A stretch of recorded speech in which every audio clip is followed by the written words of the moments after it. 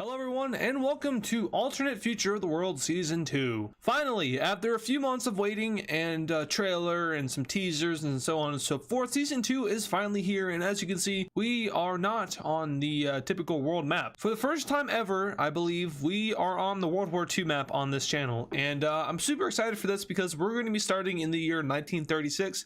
And we'll be working our way obviously up to the present, to the modern day, and then past that, so the future. So we're going to be starting in 1936, and from there, of course, we're going to move up to the modern day, and then from there we'll go on to the alternate future. So I guess you could technically say this is alternate history at this point, but nah, we're going to keep the name alternate future. And yeah, so if you guys do enjoy this video and eventually series, make sure to leave a like on it and subscribe to the channel if you are new. All support is greatly appreciated. This series is super hyped up. I know you guys have been waiting, and I'm excited to get started. So let's go ahead and do just that. So like I said, we are in the year 1936. So obviously it looks very different. We have China just before it split apart into a civil war. Of course, we have Japan and Korea. Africa, most notably, is divided up, and I tried my best to do this correctly. There might be some errors. Like, I know that Egypt is technically not, well, it was under British control, but it wasn't officially like a part of the empire. It was just occupied by the British. But I tried my best with the colonies in Africa. I think it's, for the most part, pretty accurate. South America, of course,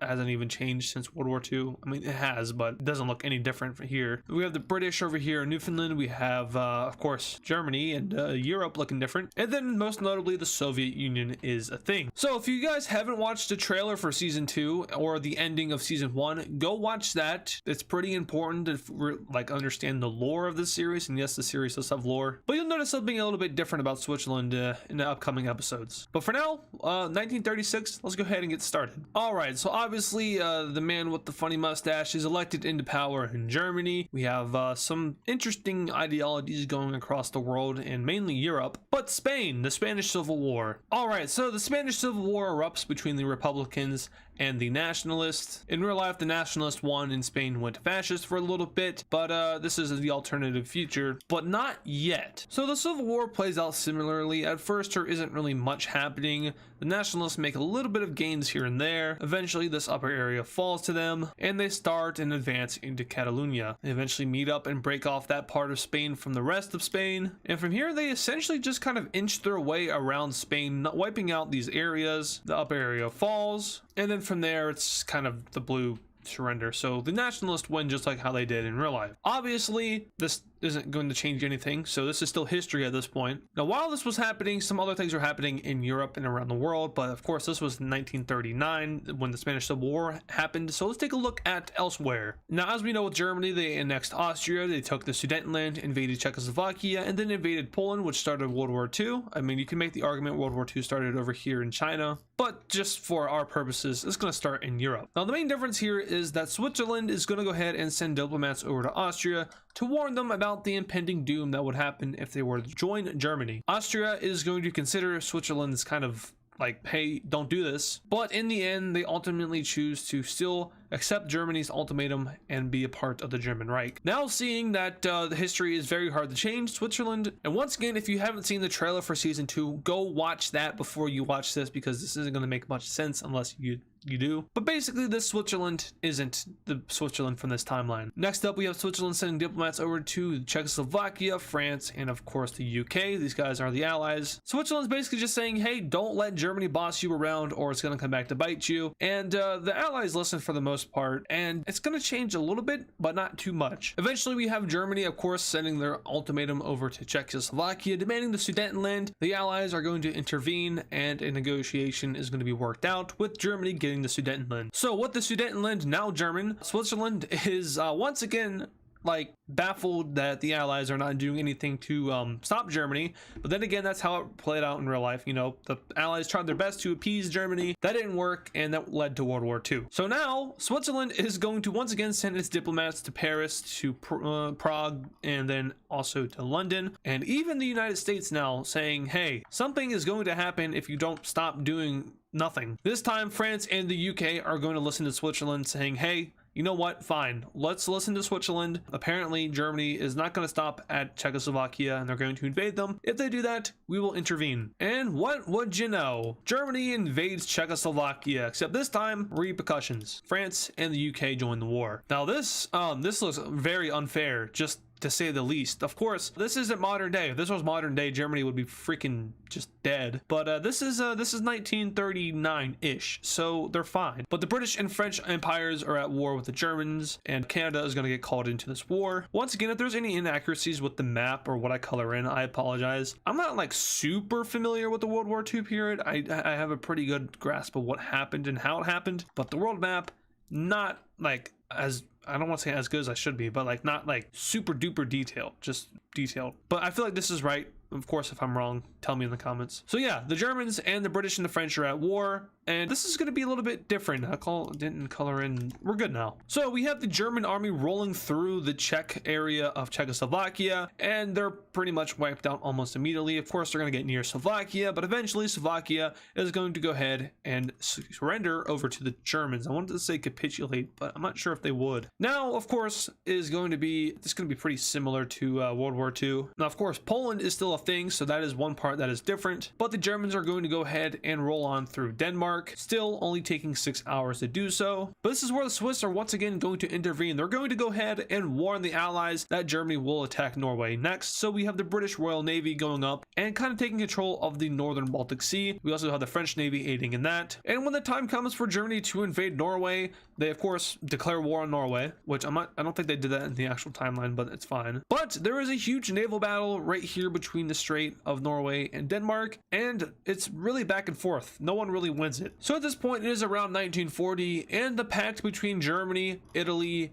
and Japan is going to be signed, and this is going to officially create the Axis. So with that signing, Italy is going to go ahead and be brought into the war on the side of Germany, of course. Now they had Albania, they had Libya, and of course, like I said earlier, they had Ethiopia. Now with Italy's help in the south, they're going to go ahead and start an invasion of France. Now this is going to be barely anything because the Italian army is still fairly incompetent in this timeline, but they are going to go ahead and take Corsica and Malta from the British. In Africa, however, much similar to real life, Italy's colonies are pretty screwed. Now, I don't care if this isn't necessarily historically accurate. I know there was a lot of fighting going on over here between Italy and the Allies, but the Allies have pretty good control over all of what's happening down here. And this is once again in large part thanks to Switzerland informing them of the world events. Japan is finally going to join the war, and with that declare war on China. And this is where the Swiss really don't help out and change the timeline at all. But the Japanese invasion of China and even French Indochina, which will happen eventually, is going to go roughly the same. With this little bit of a changed timeline though, Germany is going to do things a little bit differently. Hungary and Romania and Bulgaria are going to join the war a little bit earlier than they did, I think. Just a little bit, it's like a year earlier. At the same time, we also have the Soviet Union annexing the Baltics just as it did, and Soviet troops start to line up on the border of Poland. Now Poland is unaligned at this point. They didn't ally with the Allies because of course Germany never invaded them, but that might soon change with Soviet troops on their border. Back over here in Europe, we have another similar event happening. This time it's in later 1940 as opposed to like mid 1940, but German troops start to roll through the 3 lowland countries and wipe them out completely, now lining up on the border of France. Now except this time France is ready for it. Once again, Switzerland, being the almighty god that it is, has informed the Allies of Germany's pretty much every move. So now Germany is pretty screwed. They are going to advance a little bit further into France. Dunkirk doesn't happen, and a lot of British troops and French troops are saved from that, which is going to help them out extremely well. But yeah, Germany's advance into France doesn't really happen. Unfortunately though, Yugoslavia does happen, and the Axis declares war on it. Italy, of course, is going to go for the lands it wants, but also the Balkan countries around it are going to help in the invasion of Yugoslavia until eventually, not even a few days in, well, I don't want to say a few days, but not even a few weeks in, Yugoslavia is going to surrender. Switzerland informed the Allies of this, but the Allies determined that there isn't really anything they can do to prevent it since the Yugoslavians are kind of screwed in where they are. But hey, a new event's going to take place that didn't happen in real life. Well, technically it did, but in a different manner. The Soviets are going to go ahead and declare war on Poland. So Soviet troops enter in from the east, and they do not stop. Now Switzerland is going to go ahead and send another message over to the Allies informing them of Germany's ultimate fate if they do invade the Soviet Union. But this is 1939, 1941, the age of spies and, you know, intercepted messages. Germany is going to get a hold of this message. They're going to look at it and say, like, how the hell do they even know but for the most part, Germany's like, ah, I see. So Germany, aka their leader, you know who, goes over to Moscow, meets up with Joseph Stalin's like, yo, so want to split Poland? And Stalin's like, yeah, sure. Switzerland never told Stalin about what would happen if he like allied with Germany, but once again, Switzerland's just kind of sticking with the Allies. So the Ribbentrop-Molotov Pact does happen, except it's a little bit later in time, but nonetheless, the same thing happens with Germany invading Poland. Much like real life, nothing is really going to happen with Poland here. They're just going to get steamrolled. The borders are going to look a little bit different since the Soviets technically started invading first. But yeah, Poland, they officially joined the Allies right as they were collapsing, meaning that this can't be sorted out until this is sorted out. And yeah, let's just say that it's going to take a little bit. So now Germany knows that Switzerland knows some stuff that it shouldn't know, and Germany is going to infiltrate Switzerland with spies, and they find out that the whole Greece thing with Italy kind of does not work. So Germany sends reinforcements with Italy, and together they send armies down to Greece in order to, well, invade it. Since Germany knows of Italy's failure in Greece, this is going to go particularly well. The Balkans move in, and eventually Greece falls. At this point, it's time for us to take a look at Africa. So Italy lost their colony, and so they did over here too. Italy kind of didn't do anything in Africa. Over here in Asia, we have, well, Japan doing its thing, not being stopped by anybody. The US is still going to declare its neutrality in this timeline, not getting involved. But hey, Germany figured out something else. They figured out how World War II kind of goes not good for the Axis and Pearl Harbor. So Germany goes to Japan and says, do not attack Pearl Harbor on December 7th, 1941, or else. Japan's going to be like, how did you know we were going to do that? But also they're going to be like, fine, we won't do that. Japan never attacks America, and hence the United States is never going to join this war. That is a huge, huge point. Elsewhere, we have the Soviets doing shenanigans in Finland and it not working out very well. So this is going to be ongoing for the rest of this war, which at this point is technically World War II. But some more interesting things are going to happen. Like we have Turkey joining the war on the side of the Axis. Spain officially joins the war with the Axis, creating another front in southern France. Portugal declares its neutrality, kind of defying the British in this matter. They don't mean it. It's just kind of, they would get crushed immediately. Spain's going to lose the little portion of Africa, as well as Western Sahara, Equatorial Guinea, and other parts. So at this point, the Axis is doing extremely well in Europe and technically in China too. Japan's going to continue to invade China and get even more land out of it. This time now going all the way down to the southern coast of China and even crossing over into French Indochina. Switzerland at this point is begging the Allies, as in the UK and France, to get America to join this war because that's really the only way they're going to win at this point, with Germany having knowledge not to invade the Soviet Union during this time, and to also not let Japan attack the US. But the US is hesitant and does not budge, leading to not greatness for the Allies. Germany's going to eventually punch their way through using troops that would have invaded the Soviet Union. They sweep across France much like they did in real life, taking Paris. Spain manages to break through as well. Same with Italy. The southern coast of France is lost, and the Germans wrap around all the way over to Brittany. They now sweep through the countryside of France until eventually the country is lost as it capitulates. At this point, the French colonial colonies are going to assume a new government, which is, of course, Free France, which happened in real life. The British are going to aid them, and for now they hold on to these colonies. The Axis doesn't really see a point in trying to invade it. Instead, the Battle of Britain is going to start. Over in the Middle East, we have Turkey invading the French colony of Syria and the British colony of Iraq. Cyprus falls over to the Turks, and from here progress is slow. Back in China, Japan continues to push through the Chinese coast areas, taking over all of their major cities and sort of leading to the collapse of China. Without the Americans in this war, Japan can solely focus in on China, and that is exactly what they're doing, cashing in on the southern region, which they kind of struggled with in real life. They also cash in the northern region, wiping out this entire area. And yeah, so World War II is now heavily in favor of the Axis. Of course, when looking at this map, you would disagree, but when you look at the powers, France being one of them, it's not looking too great. The Germans were still unable to invade through Norway, but the Battle of Britain, with their navy now being all spread out across this area, the Royal Navy is kind of being screwed up heavily by Germany. So much so that Germany finally makes its landing in Norway, takes Oslo, and from here, they just take the major cities and Norway surrenders. So now, the UK is literally all alone. Churchill gives his "we will fight on the beaches" speech, and the world is kind of shocked. Of course, it did look like this in real life at one point, and then Germany invaded the Soviet Union, but they know not to do that now. Instead, the Soviet Union is more focused on Afghanistan and Iran, and even Mongolia, but they're part of the Comintern. Also, where's the funny place? It's not here. That's weird. Also, I know there was some land changing going on over here with the access between Hungary and Romania and Germany as well. I'm not worried about that. That's not like a greater impact kind of thing. That's more of a small thing. I'm mainly focusing on the greater impact stuff. But yeah, Switzerland's like hyperventilating right now because this is not going well. Instead of it going towards the Allies' favor, it's gotten more towards the Axis favor, and that's in most part thanks to Germany's spies. But yeah, at this point, Switzerland tells the UK just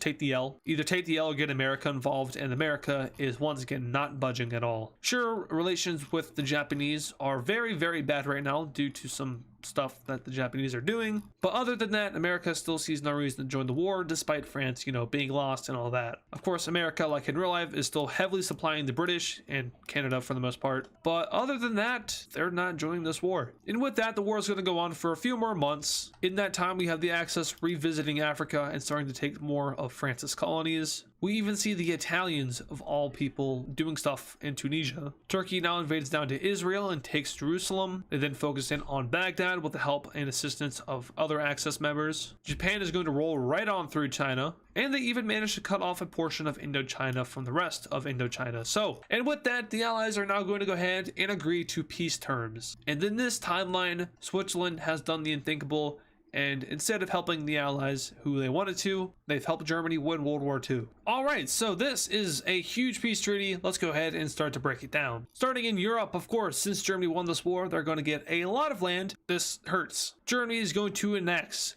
all of Czechia. They're going to take a little bit out of Yugoslavia. They're going to annex all the lowland countries. They're going to take a little bit of France, including Alsace-Lorraine. They're going to take over their claims in Poland. They did a little treaty with the Soviets. I'll get to that here in a second, but they're also going to annex Denmark. They made a puppet out of Slovakia. They made a puppet out of Yugoslavia. They made a puppet out of Norway, and they also puppeted some of Britain's colonies, but we'll get to that in a hot second. As for Italy, they're going to annex Corsica. They're going to annex lands along the Adriatic Sea and Greece. They're going to expand their colonies in Africa, so getting a lot of Tunisia and a little bit of Egypt. They're going to take over Djibouti and Somaliland. As for the Balkans, Romania, Bulgaria, and Hungary are all going to split up Yugoslavia. And this is fairly accurate to how it went in real life when they were occupying it. So don't get too angry about these borders because this is fairly realistic for the most part. Now for Japan, this one is big. They took over a good portion of China, or at least all of the valuable parts of it, and they took French Indochina. So Japan is a huge power at this point now. So France is going to lose land to Germany, obviously, and they're going to lose some colonies like Morocco and Tunisia. The UK is going to lose a lot of colonies, but for the most part, they were fairly untouched. And then finally, I forgot about this one, but Turkey is going to take over Lebanon and a good portion of French Syria and British Iraq. Now at this point, the war is over and Germany is probably the most powerful country in the world. And with that, the Axis. Now, I haven't mentioned the Axis as in like the alliance yet, more of just the grouping of countries, but now it's officially the alliance. So we can now look at our first alliance map. So looking at the Axis here, ooh, there's a lot of breakdown. So the darker color gray here is going to be the Axis itself. So Germany, Italy, Spain, Hungary, Romania, Bulgaria, Turkey, and Japan. The lighter colors are puppet states. Now all these puppets just happen to be German, so Norway, Slovakia, and Yugoslavia. But in the future, there will probably be more like lighter shades. But as we know, the Axis isn't the only alliance in the world. There's also the Allies. And that looks a little something like this. So when you look at it, it's a little evenly matched, but when you break it down, it really isn't at all. There's also some colony swapping happening between the British and the French in Africa. Just that's me trying to make the map look better, and so I don't have to remember as much. So like this is, I'm pretty sure it was English, but now it's French. This could stay English though. It's big enough. Also, we have to talk about Germany annexing Nigeria and Belgium as their own colonies now. And yeah, so over here in the Middle East, we have something interesting happening. We have the British and the French, instead of dividing it up and making it horrible, uniting it together and making it probably even more horrible. They're going to release this as kind of a country, but it's forced to be on the Allies. It's just going to be known as the Middle East in this series. And the British then are going to do something similar over here in Arabia, releasing this and just calling it Arabia. I know Saudi Arabia is there, but you know, the British aren't really the smartest with their names. Also, I forgot to mention, I think that this is not a country. This is a colony. They just combine their colonies together. This is a country though. This right here, country. This right here, colony. As we know, the Soviet Union and the Axis never went to war, and Finland never ended up joining the Axis, so they're kind of on their own in this war. The Soviets do manage to do a little bit better than they did in real life versus Finland, but of course the Finns are going to push back just like they always do. And overall, it starts to stalemate until eventually we have the Finnish stopping with their counteroffensive and the Soviets re-entering into the country. Eventually, the two sides are going to meet for a peace deal, which is going to be fairly similar to what we had in real life. Alright, looking at this peace deal here between the Finnish and the Soviets, like I said, pretty similar to what we had in real life, except of course they're still going to have this axis up here for whatever reason, and then they're going to lose a little bit more land down here to the Soviets. So that's the Winter War wrapped up. Finland is still technically neutral, although they're leaning towards the Axis and the Allies. They don't really have a preference because, once again, they're a neutral country, but they're not going to be siding with the Soviets anytime soon, obviously. Now we're going to hop over to Japan, where they're going to continue their island hopping conquest. Now at this point, Japan is probably one of the more powerful countries in the world. I would say Germany's the most powerful, then the USSR, then the US, then Japan, and then from there, I don't know, there's a really big gap, but probably the British. But yeah, Japan is going to continue their conquest and now go after Thailand. Now in World War II, in real life, Thailand was kind of forced into the Axis by Japan, but in this timeline, the Japanese were not focused on Thailand as they were focused on French Indochina and invading, well, the rest of China. And since they were never fighting the US, they never had to really disperse their troops out, so they were mainly just focusing in on taking as much land as they could from China. So now they're just gonna go ahead and straight up invade Thailand. Like, there was no ultimatum, they're just taking it. And the Japanese are absolutely ruthless as they storm through this country and meet the border of British Malaysia. So now when we look at Southeast Asia and the alliance map, we can see that the Allies and the Axis are once again meeting up, and we have the Japanese and the British bordering each other. So now Japan is sort of at a standstill. They don't necessarily have anywhere to go. They're not going to attack China again right now, and they don't really want to go to war with the Allies again because that would just restart a world war and take us to World War III. I'm sure the Axis would absolutely curb stomp the Allies in that scenario, but we're not doing that just yet, or even if we do at all. So can't go to China, can't go anywhere else. You don't want to attack the US and the Philippines. Also, it's probably important to mention that the Allies are going to have an even stronger hold over their colonies now. They have a sense of unity and are just telling them that, hey, you know, we got to stick together right now because it ain't going too well for us. You know, the Axis just kicked us, and we need to stick together so we can stay powerful. And that's what they're kind of spreading over their colonies. And they're really, it's kind of working, surprisingly. The US is also going to go ahead and use that same logic with the Philippines. They're kind of like, you know, if we get invaded by the Axis, we need to stick together. You know, I'm protecting you from Japan, and I'm sure the Philippines is actually okay with this because, you know, Japan, you don't want to be owned by Japan. That's not fun. So they're probably enjoying the protection by the US right now. Anyway, now over to the Allies. They're going to go ahead and gain themselves a member. Now in World War II, Portugal just kind of sat by. Of course, they're allied with the UK, but they didn't end up joining because they would get stomped by Spain. But now they're going to officially join. And of course, that's also going to bring in their colonies of Angola and Mozambique. So now the Allies have an even greater grasp over Africa, with Portugal, France, and the UK all having a ton of colonies and land in the continent. Also, you guys correctly pointed out that Iraq was not owned by the British in the previous episode, and you are right, and I was wrong. But it's already too late. Iraq was British-fied in this timeline, and now they're a part of a Middle Eastern country. Anyway, back over to Japan here. Oh boy, Japan is going to declare war on the Soviet Union in order to get land. Like I said earlier, they don't really have anywhere else to go. They could go to Mongolia, but why would go to Mongolia where you can attack the Soviet Union? Not to mention, your allies were also talking about invading the Soviet Union. Oh look, that's not good. So the Axis officially declares war on the Soviet Union. German troops are going to go ahead and storm through the Polish border, which they recently secured, with the main goal of course, capturing Moscow, which is somewhere over here. This time is a little bit different than it was in World War II. Of course, this isn't a world war, first of all, and second of all, Turkey is in the war, and Japan is actively only fighting on one front, which is going to be over here in the east. To make things worse, the Soviets were kind of pissing off the Iranians during World War II, which is going to lead to them joining the Axis temporarily and fighting with the Axis. So yeah, things really aren't going well for the Soviets here. At this point, the Allies are going to start to supply the Soviet Union to the best of their ability. Of course, they just got out of a world war, so maybe they can't do it to their best of extent. But then again, the Axis also just got out of a world war, making them a little bit weaker than they usually would be. But we can go ahead and say that some time has passed since then. Anyway, Germany's invasion of the Soviet Union is going just as good as it was in real life. They take a few battalions and focus in on the Baltic states, whilst also pushing further into the Ukrainian territory. At this point, Romania starts its own invasion, and the Turks and Iranians work together to invade into the Caucasus area. In the east, we have Japan taking the rest of Sakhalin and working their way around the eastern Soviet coast. At this time, we also have the United States starting to supply the the USSR, seeing that the Axis could very well become a new world order. And even the United States is going to supply the USSR here because they are kind of fearful of a new world order. That's a little bit of a throwback to the original season. Yeah, but they use that in a speech, and the Axis is immediately going to go ahead and give the middle finger to the US, but they are going to continue their invasion of the Soviet Union. Make a special offensive and capturing the southern Ukrainian coast and taking over Crimea, whilst we have the Turks pushing up the Georgian and Russian coasts. Iran starts into what would be Turkmenistan, and it looks like the Soviets are in a little bit of trouble. But have no fear, Mongolia is here, as that Comintern thing was sort of still in the making. It never went official, but now it sort of is official, even if it is just the Soviet Union and Mongolia. But the Mongolians are going to join this war in hopes of beating Japan. You know, third time's the charm. They're going to invade a little bit of territory. We also have Soviet troops here too, so it's not just the Mongolians. They wouldn't probably be able to do this on their own. But their main idea is to get down here and cut off Japan,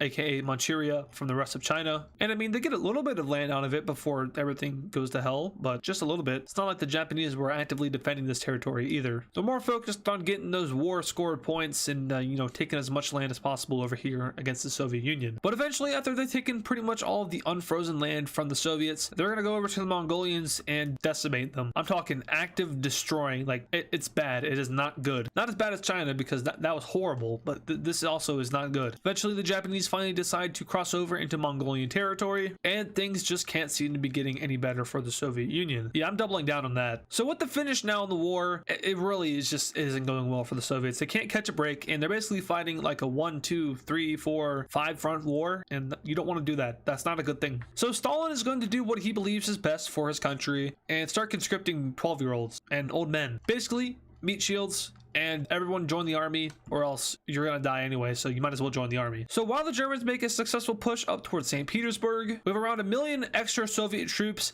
making a statement and pushing towards Germany's territory. They successfully take back southern Ukraine and Crimea and have a pretty good campaign going into the Caucasus region. However, elsewhere, like in Iran and Japan, they don't really push back at all. Like, Japan is now like going even further into Soviet territory. They're getting towards like the middle of the country, which is kind of concerning. You definitely don't want the Japanese there, considering they're all the way over here, but that's exactly what they're doing, and that's where they want to go. So we have the Germans taking St. Petersburg, aka Leningrad, and from here, ouchies, Finland is going to have a much easier time taking over the Kola region, as well as Karelia. Yeah, Karelia. Yeah, they take all of that pretty easily, and then of course Kola. Now the Germans are going to counteroffensive the counteroffensive and start slaughtering Soviets. They're also going to start doing the scorched earth thing, which yeah, that's cool and all, but the Germans are rolling right past that. And this is like the full German army. Remember, in World War II, there had to be garrisons over here in France to hold on any resistance. They had to be German troops in Africa, up in Norway, and now they just kind of have to focus on the Soviets. So it really isn't looking good for the Soviets. And of course, you know, Germany also had some flaws in the logistics, like over here in Stalingrad, they had a really bad logistical failure, and the winter time, of course. But now that shouldn't really be an issue, with, you know, their entire focus being on the Soviets and not also the Allies. At this point, Japan is rapidly invading through the Soviet Union, as Soviet troops over here in the east are losing morale. The central government really isn't sending them much support, and the Japanese are just kind of going ham. We have the Turks and Iranians making a successful counteroffensive against the Soviet counteroffensive, and at this point they take all of Azerbaijan and Armenia and have a good majority of Georgia. Romania, Germany, and other Balkan countries relaunch an invasion into Ukraine, taking over the southern coast once again and taking Crimea. But now it is getting a little bit logistically funky, as like certain areas are really heavily reinforced by the Soviets, but other areas are kind of open, and that's going to lead to some pretty major encirclements, especially one over here in what would be Western Ukraine. This encirclement is decimated, and all the troops are either killed or surrender, and that's going to lead to a large pushback over here in northern-ish Ukraine. I'm not really sure where the borders are at. Like Ukraine, this is weird. It's like right here. So yeah, northern Ukraine, southern Belarus, or just Russia. They're taking land. That's all I can say. And they're doing it really well. Germans are going to wrap around and take Rostov from the Soviets. They're going to do some naval things over here and take the complete Russian coast off the Black Sea. And at this point, the Soviet leader, Joseph Stalin, finds himself with a lead piece of metal in his head. The people rose up against the people, and another communist leader is going to take place and be like, yo, let's not do this anymore. So he's going to go ahead and meet up with H over here and let's say in Latvia, and their capital Riga, and they're going to discuss a peace deal with the Axis. So let's take a look at that peace deal. So let's go ahead and break down this peace treaty with the Axis and the Soviet Union. So starting over here in Europe, we have Finland pretty much pulling out the reverse card against Russia and saying, hey, you took land from us, let's take land from you. They're going to annex a lot of Karelia and Kola. Going on down south here, we have Germany getting a lot of land over here, specifically all the area that I just shaded in black. They're also going to get a new puppet state, being the Baltic states. They went ahead and merged them together into just the Baltic Union, which is going to be a puppet, like I said. We then have Romania getting a little bit of land from the Soviets, but most notably, we have Ukraine being released as a fascist country in the Axis. Down to the Middle East here, it's looking a lot prettier than it is in modern day. We have Iran taking over all of Azerbaijan, and we have Turkey taking over pretty much all of Georgia, and they kind of split Armenia. Now over to Japan, who got the most out of this peace deal. They basically got a little bit of Mongolia, a lot of the Soviets, the rest of Sakhalin, and a new, I guess, puppet state? I'm gonna say puppet state in Siberia. Now I could just say it's a colony, but colonies they're not really autonomous, because like looking at the alliance map, which I still have to update, you can see the colonies are just straight up the country. So yeah, it's going to be a puppet state, because otherwise I would just get rid of this line. Also, we can now look at the alliance map. So before was this, and now it's this. So the Axis gains a lot of land and power, and it really isn't looking too good for the rest of the world, especially, you know, since the Soviet Union, which is probably the second most powerful country, just got smacked around by the Axis. So the post-war Soviet Union is a very interesting place. Obviously, they went through a regime change, and they now have a new communist leader who was a little bit more diplomatic and open, more so than Stalin was, because we know Stalin, he didn't really, in real life, he didn't want to just surrender to Germany, which of course that worked out well for him in the end, but in this timeline, it would not have worked out well because the Soviet Union would have just gotten invaded fully. So the new guy is a little bit more diplomatically smart than Stalin was, and he realizes that this whole communist thing and that we're all alone, we can't work with other ideologies, isn't really going to work for the Soviet Union in the long run. I mean, they are completely surrounded by the Axis. You know, Iran just joined the Axis officially. They were originally not going to, but they decided to after the war, since they got a lot of land out of it.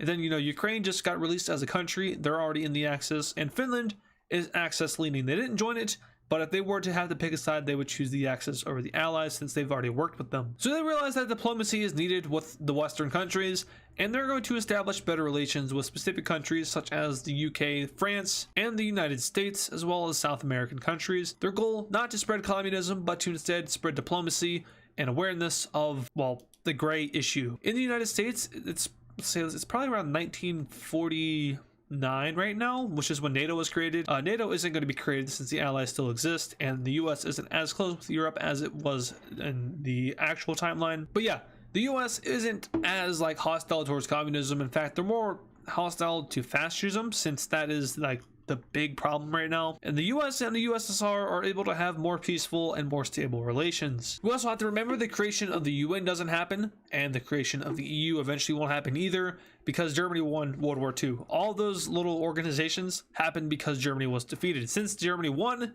yeah, it's going to be a whole lot harder to be diplomatically sound and peaceful for the world. And Switzerland is kind of realizing that this is all their fault. They sold information to the Allies only for it to not work, and from Germany to get probably the most valuable piece of information, which was that they're going to invade the Soviet Union. It's going to fail, and if Germany had not gotten that, they would have still invaded the USSR and probably lost the war. But since they didn't, yeah, it's kind of Switzerland's fault. So as we know, this Switzerland is unique. It's not the World War II Switzerland. Instead, it's the Switzerland from the future. But since they are from the future, it means that they have future technology within their country. Remember, the whole country was a part of the whole go back in time process, meaning that the country basically is just from the future but teleported backwards. So they still have all their unique weapons, they still have that force field machine thingy-majiggy, which means they still have all their weapons, they have all the people. I don't really know how that works. They might have to do some brainwashing kind of stuff, but yeah, Switzerland is very technologically advanced, and they could probably take over the whole world. No, I don't want to say they probably could, but with the technology they have, they could do some real damage. But Switzerland is not going to start selling this technology to the Allies and the USSR, as well as the US. And this is going to change, or I guess the world as we knew it, because it's the past. The US and the Allies and the USSR now have technology from hundreds of years in the future, and the Axis wants it, and they're not going to get it right now. So now the power rankings change a little bit. The US and the Allies and the USSR are probably more powerful than the Axis. having all this technology that Switzerland just sold them. But this does put Switzerland on a list, and the Axis is now hostile towards it, and in fear of losing their country, we have Switzerland joining the Allies, breaking its neutrality and officially changing history. And I mean that literally. You're gonna look back on this and understand later, but right now you probably don't get it. So with Switzerland's entrance into the Allies become the more powerful alliance, technically, but that's just due to their weapons and their technology. I mean, maybe the Axis could still win, but it's going to be close, but let's not find out. Anyway, with the US being neutral as it is now, we're gonna have a shift of policy within the country. They're gonna look at Europe and be like, damn, we don't want that to happen over here because that would suck. You know, South America is kind of vulnerable, being weaker and not very politically stable, but we don't really want to join the Allies because then we're gonna get sucked in with Europe, and we don't want to deal with that. We don't want to fight Germany, but we don't obviously want to join the Axis because they're fascist scum, and we don't really associate with that. So the US says, screw it, let's make our own alliance. The League of Freedom is established, and right now the United States is the only member.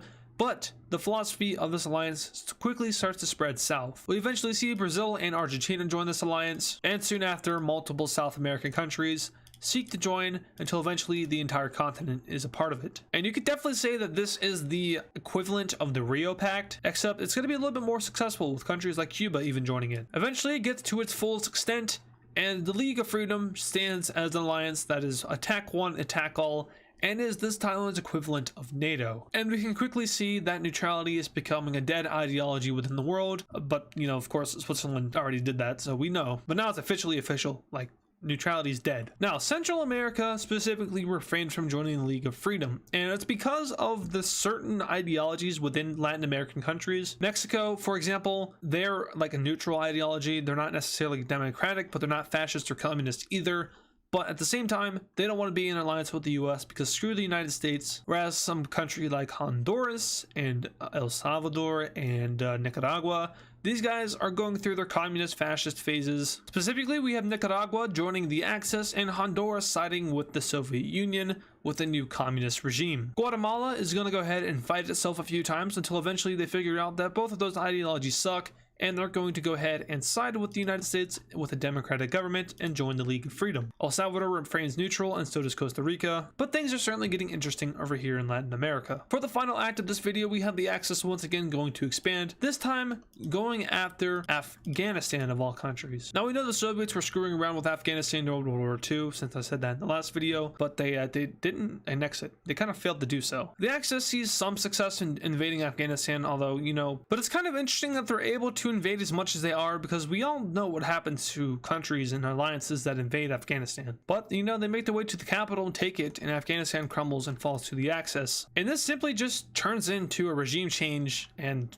Afghanistan joins the Axis, completely surrounding the USSR with enemies except for China and Mongolia. But yeah, ouch. But now let's take a look at the Axis, because things with the Axis aren't necessarily correct. Now, if you remember in World War II, Germany and Italy, they were allies. You know, Italy had ambitions to conquer the Mediterranean, Germany had ambitions to conquer the world. And then there was Japan, who was kind of like just a third party. They had their idea for a Japanese empire over here in the Pacific, along with, you know, Western Americas. But as we know, Germany and Japan became allies. Unlikely though. But as we know, Germany was a little bit racist, and this didn't seem like a likely alliance. And even then, after the war, it was likely that Japan was going to go ahead and break up with the Axis and form its own alliance. Well, World War II ended a few years ago, and even though they did just invade the Soviet Union together, it's time for a breakup. So Japan is going to officially leave the Axis and form its own organization. Now, as of now, no one else is joining this organization because there really is no point in doing so. I mean, they just invaded China, Mongolia, and the Soviet Union, and everyone else is already aligned with an alliance except for Indonesia, who, by the way, I didn't say this in the last video, but they broke away from the Dutch when they were invaded by the Germans, so they're their own thing. I know they in Timor were controlled by the Dutch, but they broke away when that all went to hell, so there's your, I guess, explanation. Anyway, Japan leaves the Axis, and this is going to kind of crumble the Axis a lot, because now some other countries are getting some ideas, and overall, it isn't looking too good for the Axis anymore. Now, I know they went from the strongest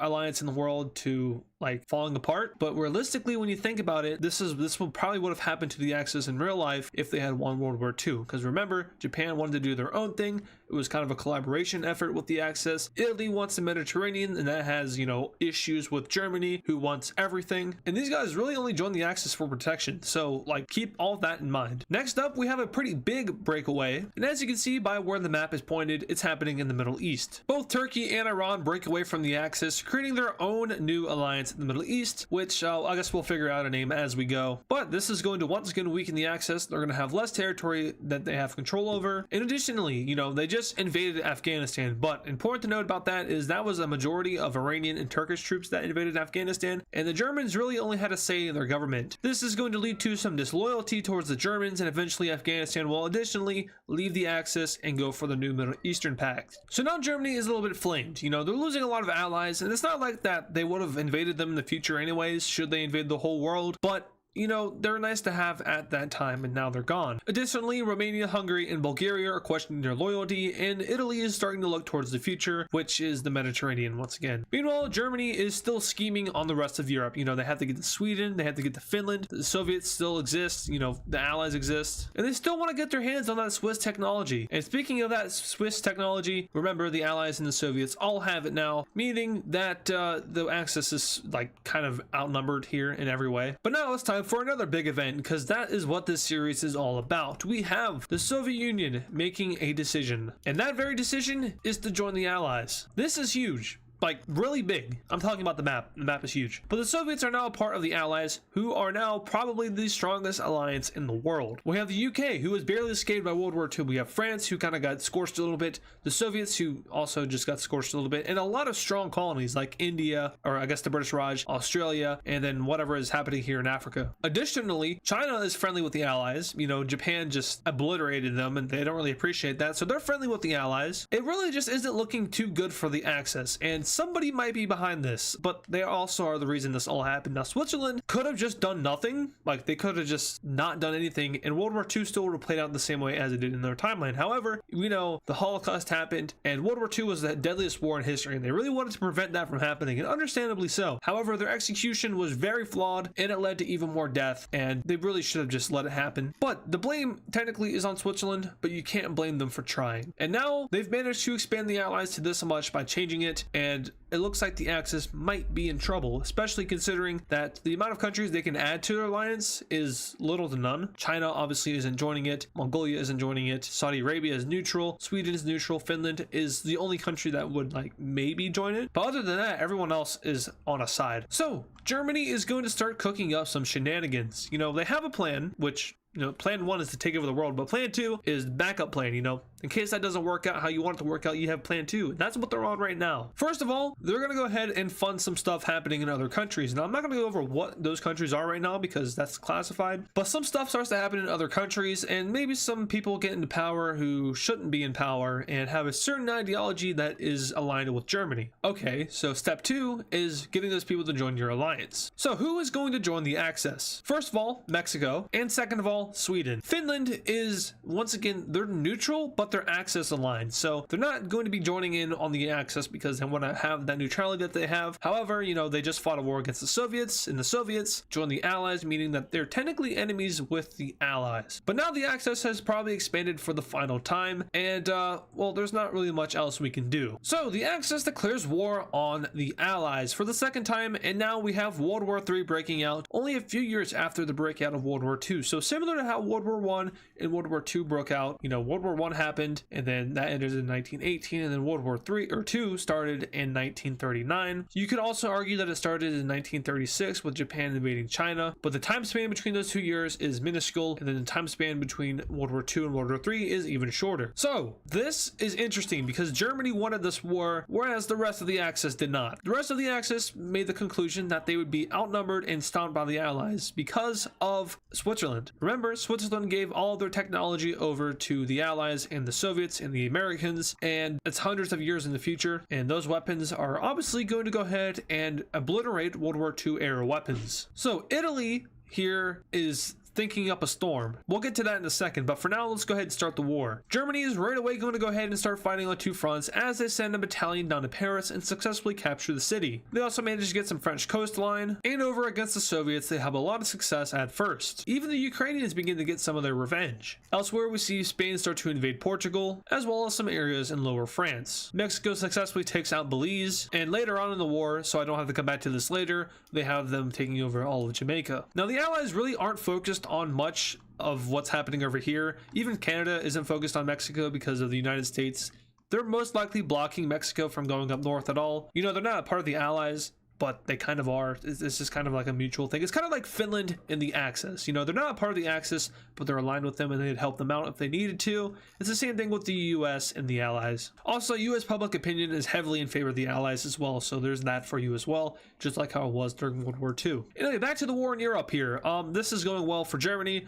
Now into Africa, where it's not going so well. The French colonies have a lot of success in invading and taking out all of Morocco, aka Spain's colonies. And it's here that we see the advanced technology really come into account for the Allies, as they're able to really wipe out everything. Like, there's no chance. And especially, you know, considering World War II, what was happening down here wasn't as advanced as what was happening up here. The lesser technology down here versus the super advanced, it just isn't going to end well. So Africa is allied pretty much immediately. Now remember, this war would be a little bit different if Japan and the Middle Eastern countries were still a part of the Axis. However, they're not. They're now considered neutral, and it's not gonna go great for Germany here, and you'll see why in a second. Anyway, it's been a second, and now the Allies are gonna go ahead and pull their head out of the sand and start their invasion of Germany. Now, Switzerland is gonna go ahead and be the front runner here, as they take over a lot of German land with little to no resistance due to the fact that the army was just blown up. We see the Soviets completely push back up against the Germans and start their invasion of the Baltic states, which is similar to how it went in real life. It was over before it even started. And now they are entering into German territory. We see France push back on two fronts and then immediately start to invade into those areas on those two fronts.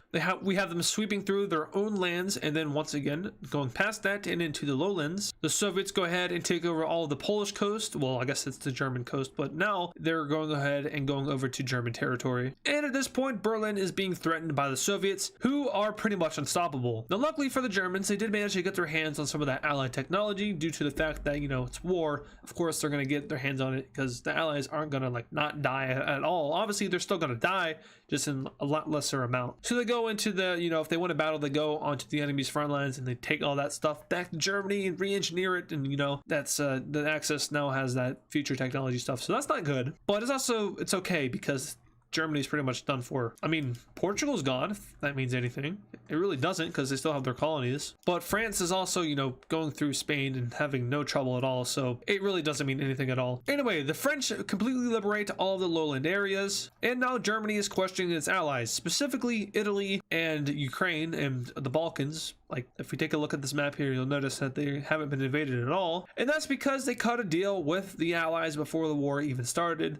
Basically, they sold out Germany to the Allies and said, hey, Germany, they're going to invade you. We don't want to do that, so we're going to leave the Axis, but we're just giving you a heads up. We're not going to invade you, so when the war starts, don't invade us. And the Allies were like, cool. So Italy officially leaves the Axis. They're taking themselves and all of their land with them, as well as their colonies. And despite them fighting against France in the Second World War, they are able to keep the land that they stole from them, aka Corsica and Tunisia. So Italy leaves the war, and from here, it really doesn't get any better for Germany. Bulgaria is out, Romania is out, Ukraine is out, Hungary's out, and their puppet states are feeling a little bit rebellious. So going back to this map, you'll notice that well, if we go ahead and just get rid of the countries that just left the war, Germany's pretty much on their own other than Spain, Sweden, and Mexico. So in order to keep their lands and not lose completely everything, they're going to sit down with the Allies and negotiate a peace treaty, which essentially lets them live. So let's take a look at that peace treaty. All right, let's go ahead and break down this peace treaty where it only really involves Europe. So Germany here got off really lucky. Like, they got super duper lucky. They didn't lose that much land. They lost land in France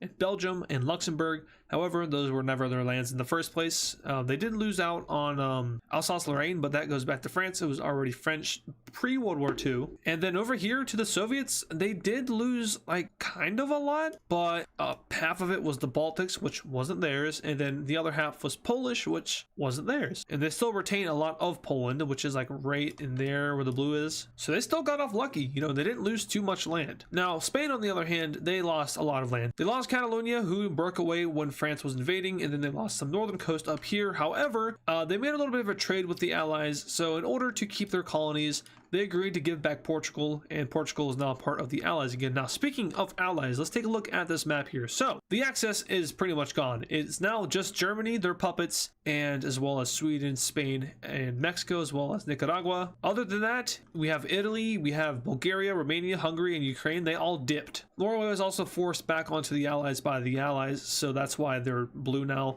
That's part of the peace treaty. I don't know why I didn't say that earlier, but yeah. Germany had to give up Norway. Also, Switzerland got some land, which is pretty cool. But yeah, the Axis is pretty much gone, which sucks for Germany. But if you're the Allies, you're good with this because you control a majority of the world. Now, there is a popular movement going around, and if you haven't noticed already, it's the independent movement. We saw Greenland get independence from Denmark when it was invaded in World War II, as well as Iceland. We saw Catalonia get independence when the French just invaded them. We saw Ukraine get independence when the Axis invaded Russia. And now down to Africa, we can see that the DRC and Angola are both now fully independent countries. And that's because Portugal lost control of Angola during the war with Germany and the Axis. When they lost all of their main country, we basically had Angola rebelling against them and forming their own government, in which case the Allies allowed, because, you know, Portugal wasn't there to stop it from happening, because, you know, they were.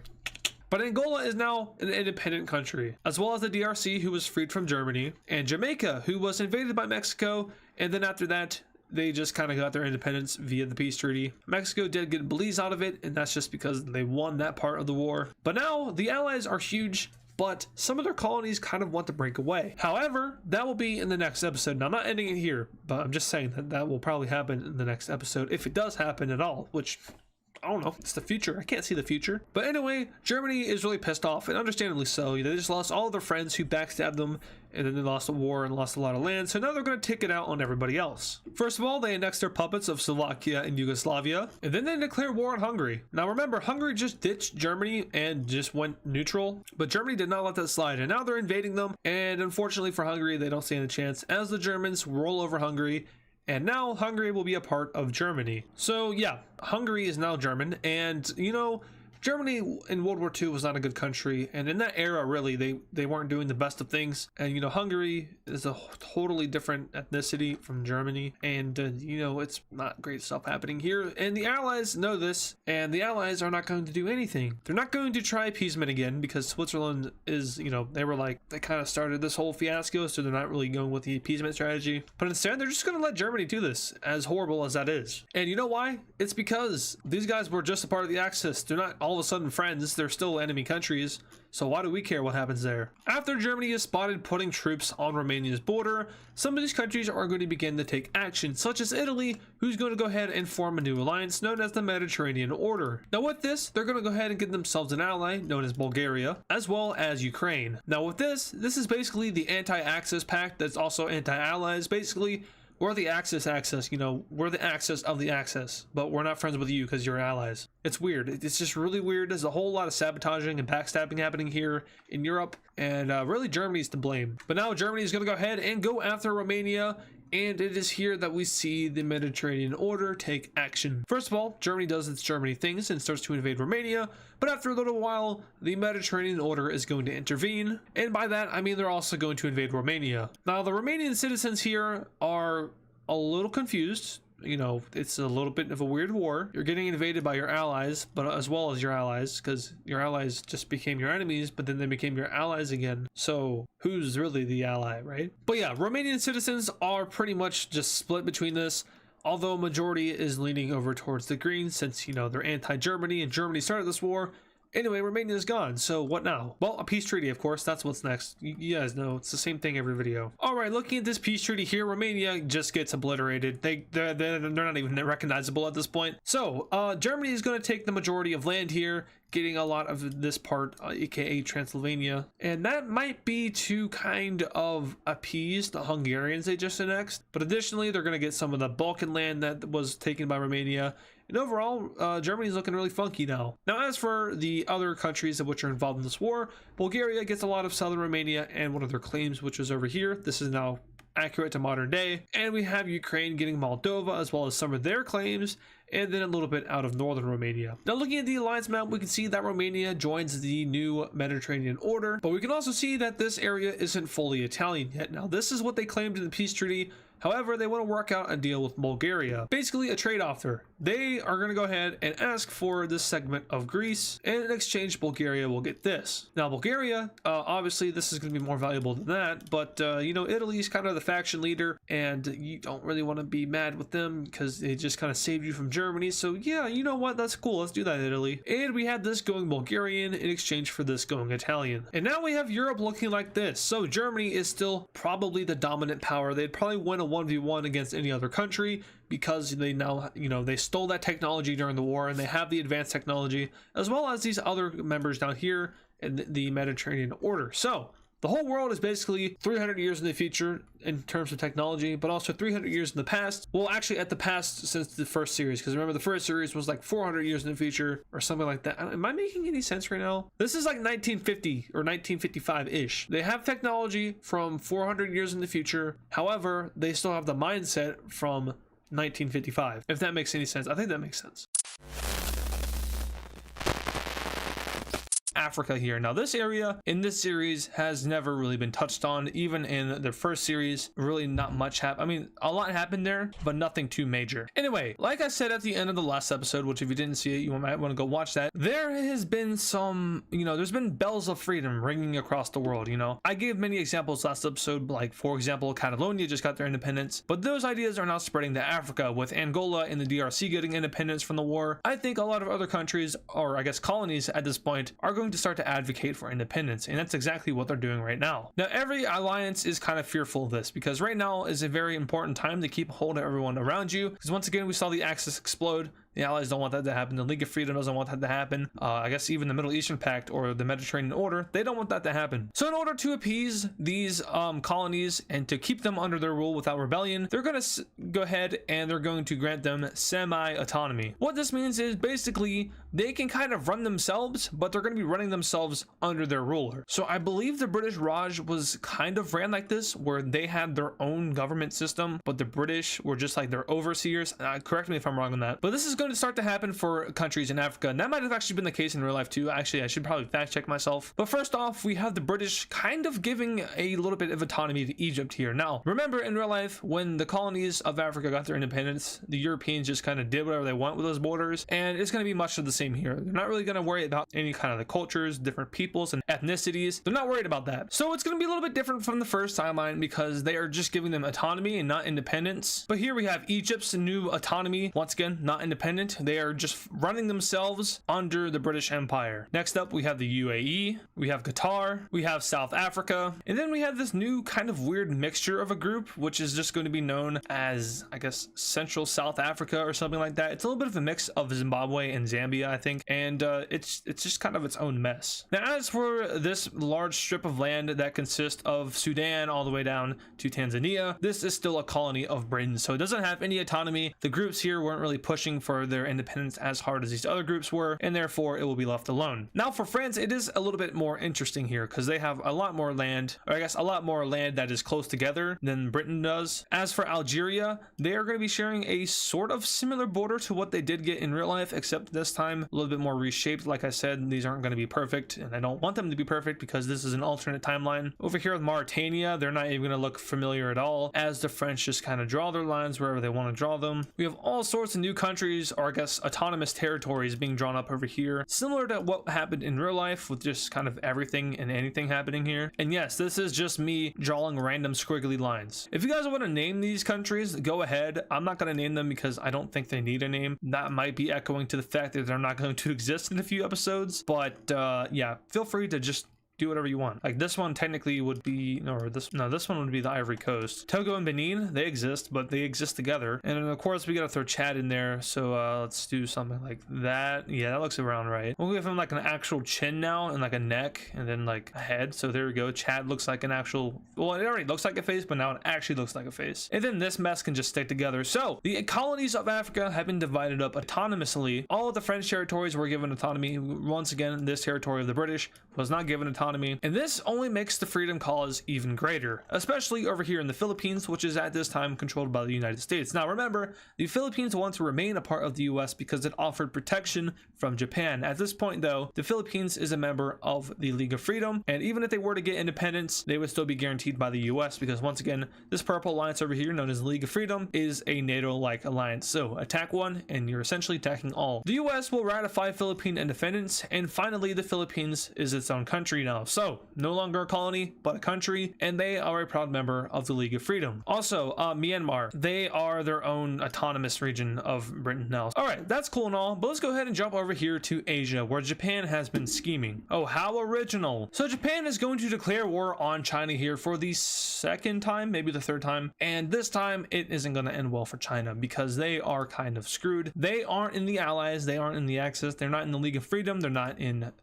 the Middle Eastern Pact, although I don't know why they would be, and they're definitely not in the Mediterranean order. So yeah, China, they're gonna ask for help, but no one's gonna give it to them because they're not in an alliance. They could have joined any of these alliances, but they chose not to, and ultimately that will lead to their demise, as Japan is going to greatly outnumber China here. Japanese troops start to storm in from all sides of their border, and they really just don't stand a chance. China lost all their viable land in World War II when they lost like all the coastal areas, because that really is the most valuable parts of China. Aside from that, the areas colored in pink are the next most valuable, and everything else is pretty much useless. As you can see, they already lost those more valuable areas, so now China is basically just a barren wasteland, which the Japanese troops are going to find ease with crossing. A huge offensive is going to go ahead and take place across the central areas of China, and this will wipe out a majority of the Chinese armies until eventually they reach over here in the western half of the country, where we have the surrender by Xinjiang. That's right, there was no Chinese government. That got dissolved as soon as the central area was taken out. So basically Xinjiang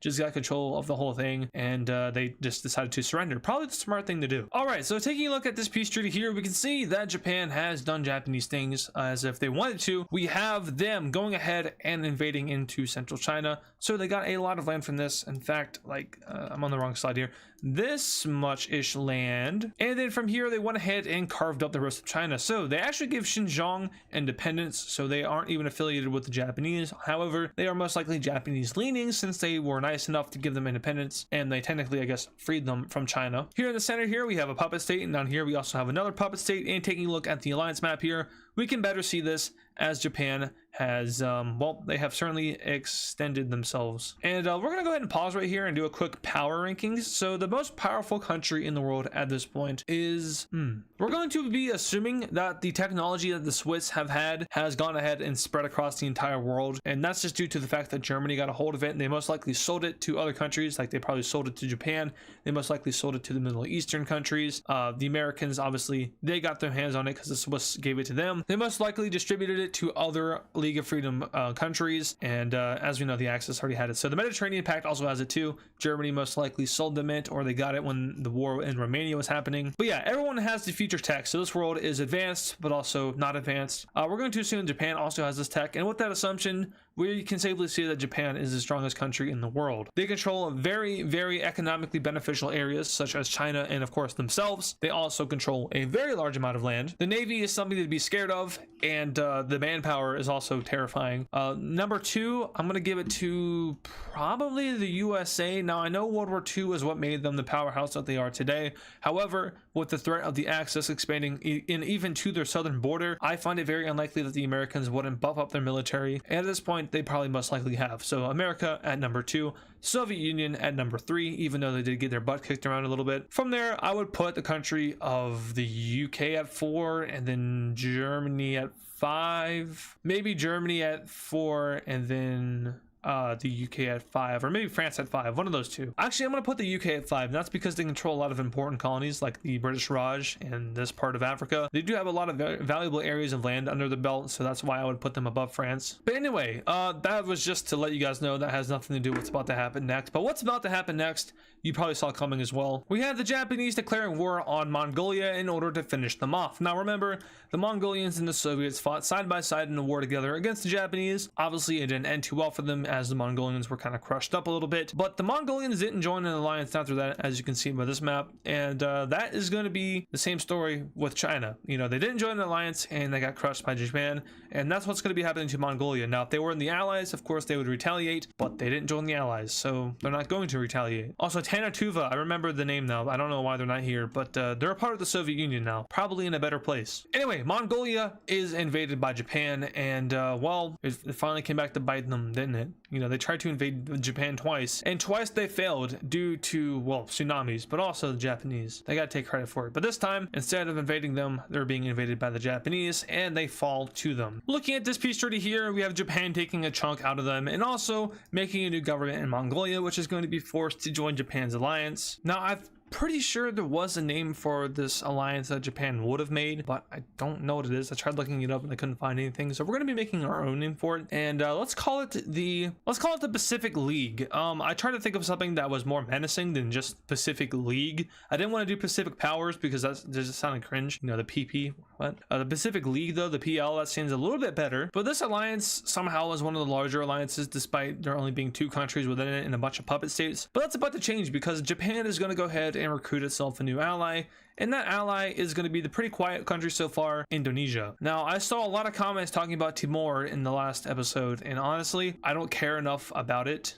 Well, I don't want to offend anyone from there, but I don't care enough about the fact that this little tiny country here. Now, in the last episode, I was looking at comments, and a lot of people were talking about Timor and how I forgot about it. I would have assumed that you guys would have figured out that they would have gotten independence too when Indonesia got independence. So that's that story for you. But they also go ahead and join the Pacific League. So Timor, yay. Also, there's a whole bunch of islands here, which like Fiji, what the heck? Oh, that is very strange. I have never seen that before. But there's just a bunch of Pacific islands that are missing and they're not here, and I'm actually kind of happy about that, so I don't have to worry about them. Also makes the thumbnails easier to make. Anyway, Indonesia is going to join the Pacific League, and now this alliance is looking a little bit menacing. It's challenging the Allies, and the Philippines are crapping their pants. Heading on over to the Middle East, we have a pretty major event happening, and that is Saudi Arabia joining the Middle Eastern Pact. Now, this pact has gone ahead and told the world that it is a neutral pact. It is not looking to expand. It is only looking to, I guess, protect each other. So it's like a NATO of the Middle East, ironically enough. It's an attack one, attack all alliance, much like the League of Freedom. And this kind of alliance is getting very popular amongst the world. A lot of countries are thinking about converting their alliances into an attack one, attack all alliance. Like, for example, the Allies, they are not one of those alliances. If you were to invade France, the British, the Soviets, they don't have to join the war. I mean, it's the right thing to do for them since they are in an alliance.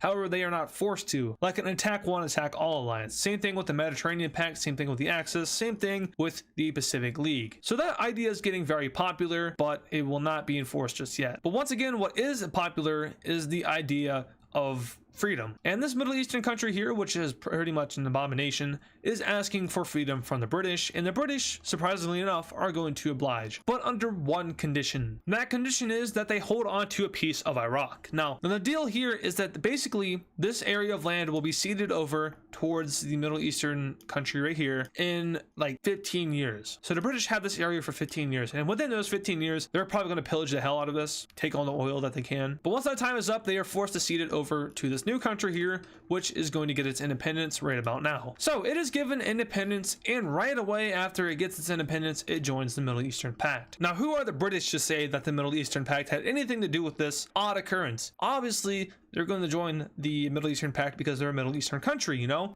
Same religion, same, or no, I don't want to say the same group of people because that's not true, but same-ish groups of people, same region, you know, similar history. Of course, they didn't tamper with anything within this country. Of course, this was their own free free will. Now I'm just playing. The Middle Eastern Pact totally has something to do with this, but the British really don't care. Holding on to this themselves was an issue because it was a really big mess, and that has a lot to do with Israel over here, and we already know about what happens there. But this time it's firmly under the control of the red team, and with that, I don't even want to talk about it actually. But anyway, this country is given independence now, and the Middle East is almost fully red.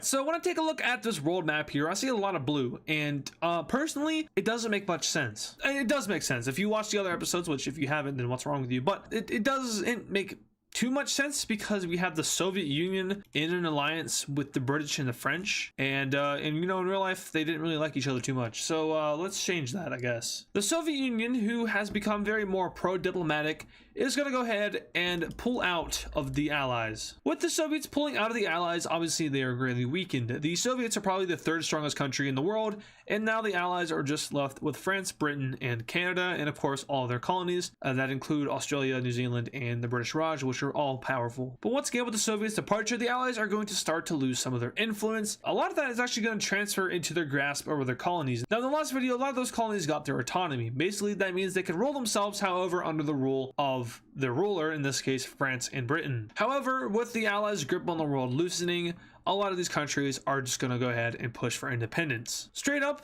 yeah, that's what happens. So we have this Central Saharan country being released by France. Whatever this thing is, it isn't going to last long because it is literally just a bunch of sand. Next up, we have the French releasing all of these colonies over here. Strangely enough, they all are super duper weak. Luckily for them though, they all are in the same region, and despite probably being very culturally different and not liking each other at all, they are all going to join together into one. This country has a pretty long coastline, and it is located where the Ivory Coast is in real life. Therefore, we're just going to name it Ivory, which isn't a very good country name now that I think about it. So let's call it the Republic of Ivory. Up north, we have Mauritania getting released by the French, as well as Togo Benin, which is going to go ahead and unite together with the Saharan country in order to give it access to the sea and maybe revive its economy a little bit. All right, so these guys just got their independence.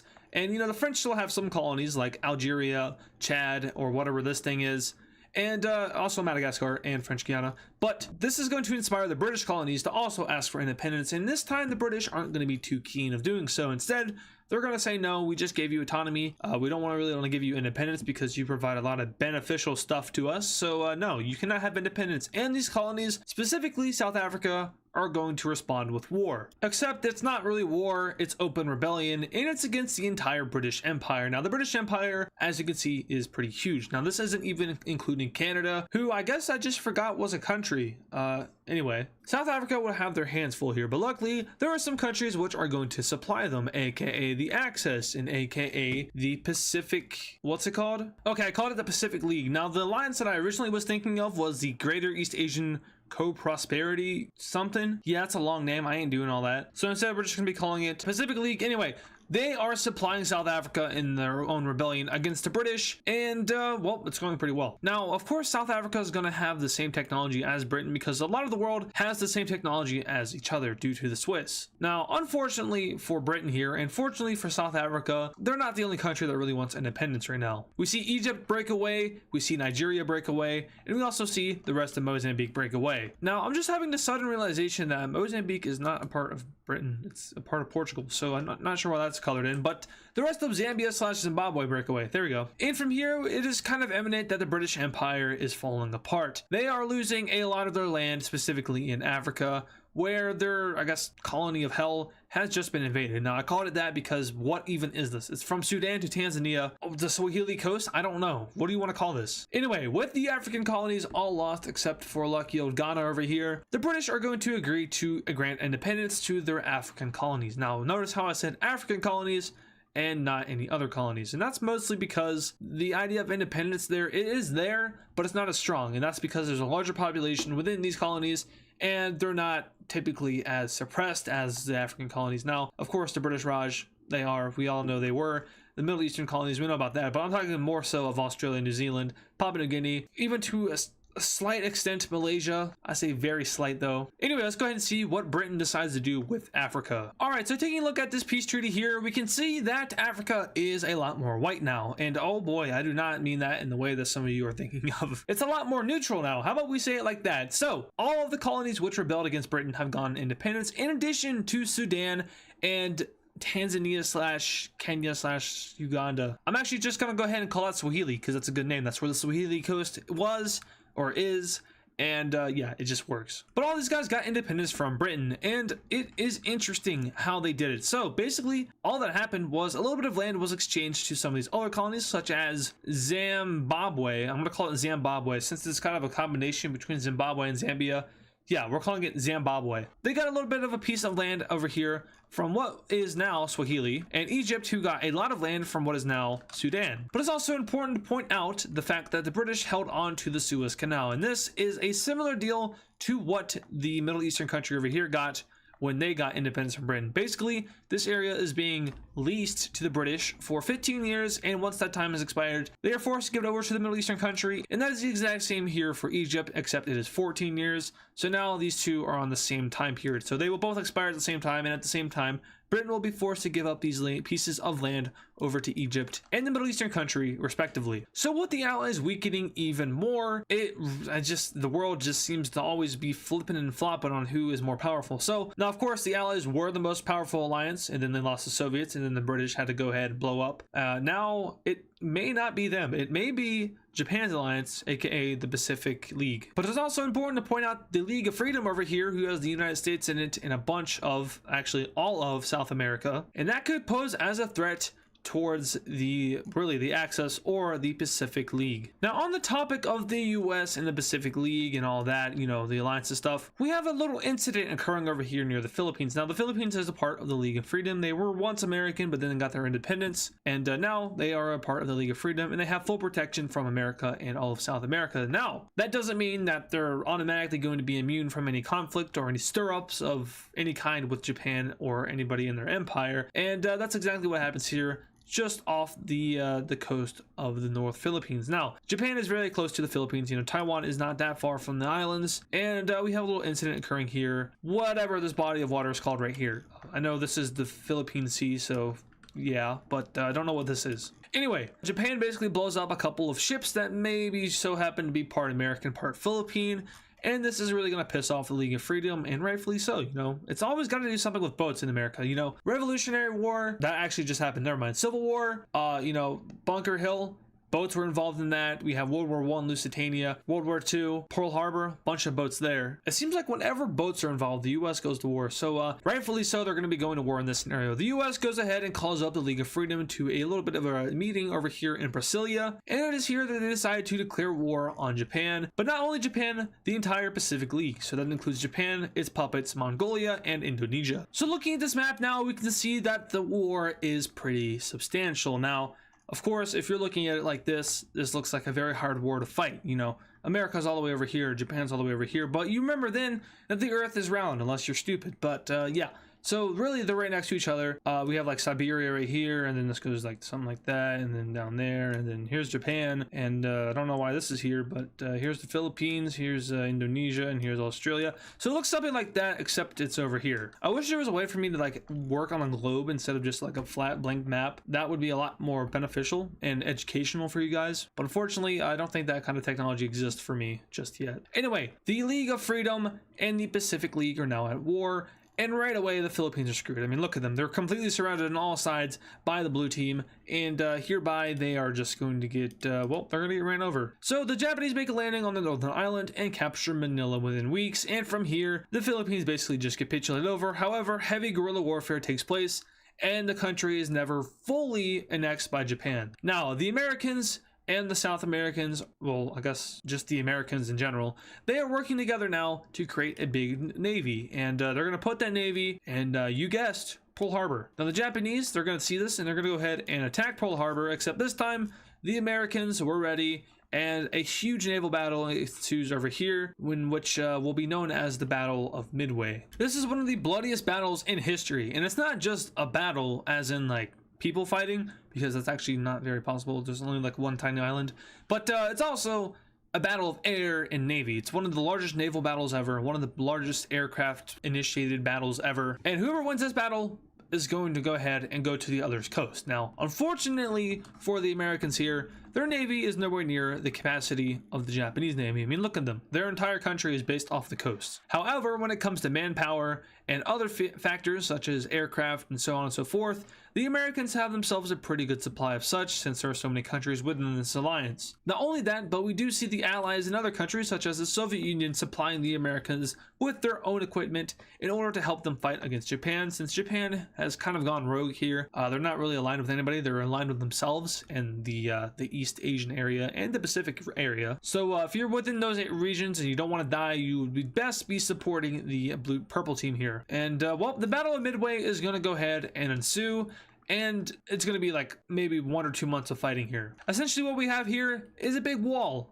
We have the red navy and the blue navy, and they're going at each other, something like this. You know, I'm not really good with naval battles, but I'm sure it looks something like this, right? Eventually we have the Japanese winning the Battle of Midway, and this is a turning point in the war. However, it's not the kind of turning point you think it is. With the threat of a Japanese invasion of the North American and South American continents, the world is going to react to this. And when I mean the world, I mean the Allies. So the League of Freedom and the Allies are at war with the Pacific League, and it is here that we see another country join the war, except this time on the side of Japan. And that country, which if you watched the last video, you'll know which one it is going to be Xinjiang. They are already Japanese aligned, since the Japanese essentially granted them independence, although I guess their kind of efficiency in this war is going to be questioned since they don't offer much. But yes, it's time for war. Almost immediately we have Japanese troops seizing all of British Malaysia, and this of course is in coordinates with Indonesian troops. We also have the seizing of Papua New Guinea, who Indonesia takes with pretty much a lot of ease. And now we have Australia kind of in danger here,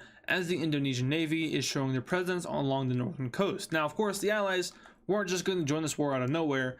They were preparing to join this war should the Americans lose the Battle of Midway, and they lost the Battle of Midway, so they were ready to join. And as soon as they joined, their troops and their boats were all set out, and we have a really bloody battle about to ensue. Specifically over here in Myanmar, who is going to be torn apart by this war, as Japanese and Raj troops all fight up against each other. The Japanese are quick to take over the tail of Myanmar, which I like to call it that. I don't know why. It's more of a panhandle, but you know, it kind of looks like a tail, I guess. Like a panhandle is well, I think I got rid of all the panhandles. Florida's a panhandle. Yeah, right, that's a panhandle, but like this over here, that's a tail. There's a difference. We're just gonna continue with the war now. Myanmar, not looking too good over here. A lot of death. Death is not good. However, the battle in the ocean is now quickly turning over to the favor of the red team, and soon the Japanese Navy is pushed all the way back to a barrier around their empire, which looks something like that. With them being pushed back to their coastline, the Philippines are able to be retaken by the red team, and that is exactly what they do as the entire island chain is liberated. From here though, it is a little bit more difficult because the Japanese were a little bit smart with their retreat, and they made sure to encase all of Oceania in it, so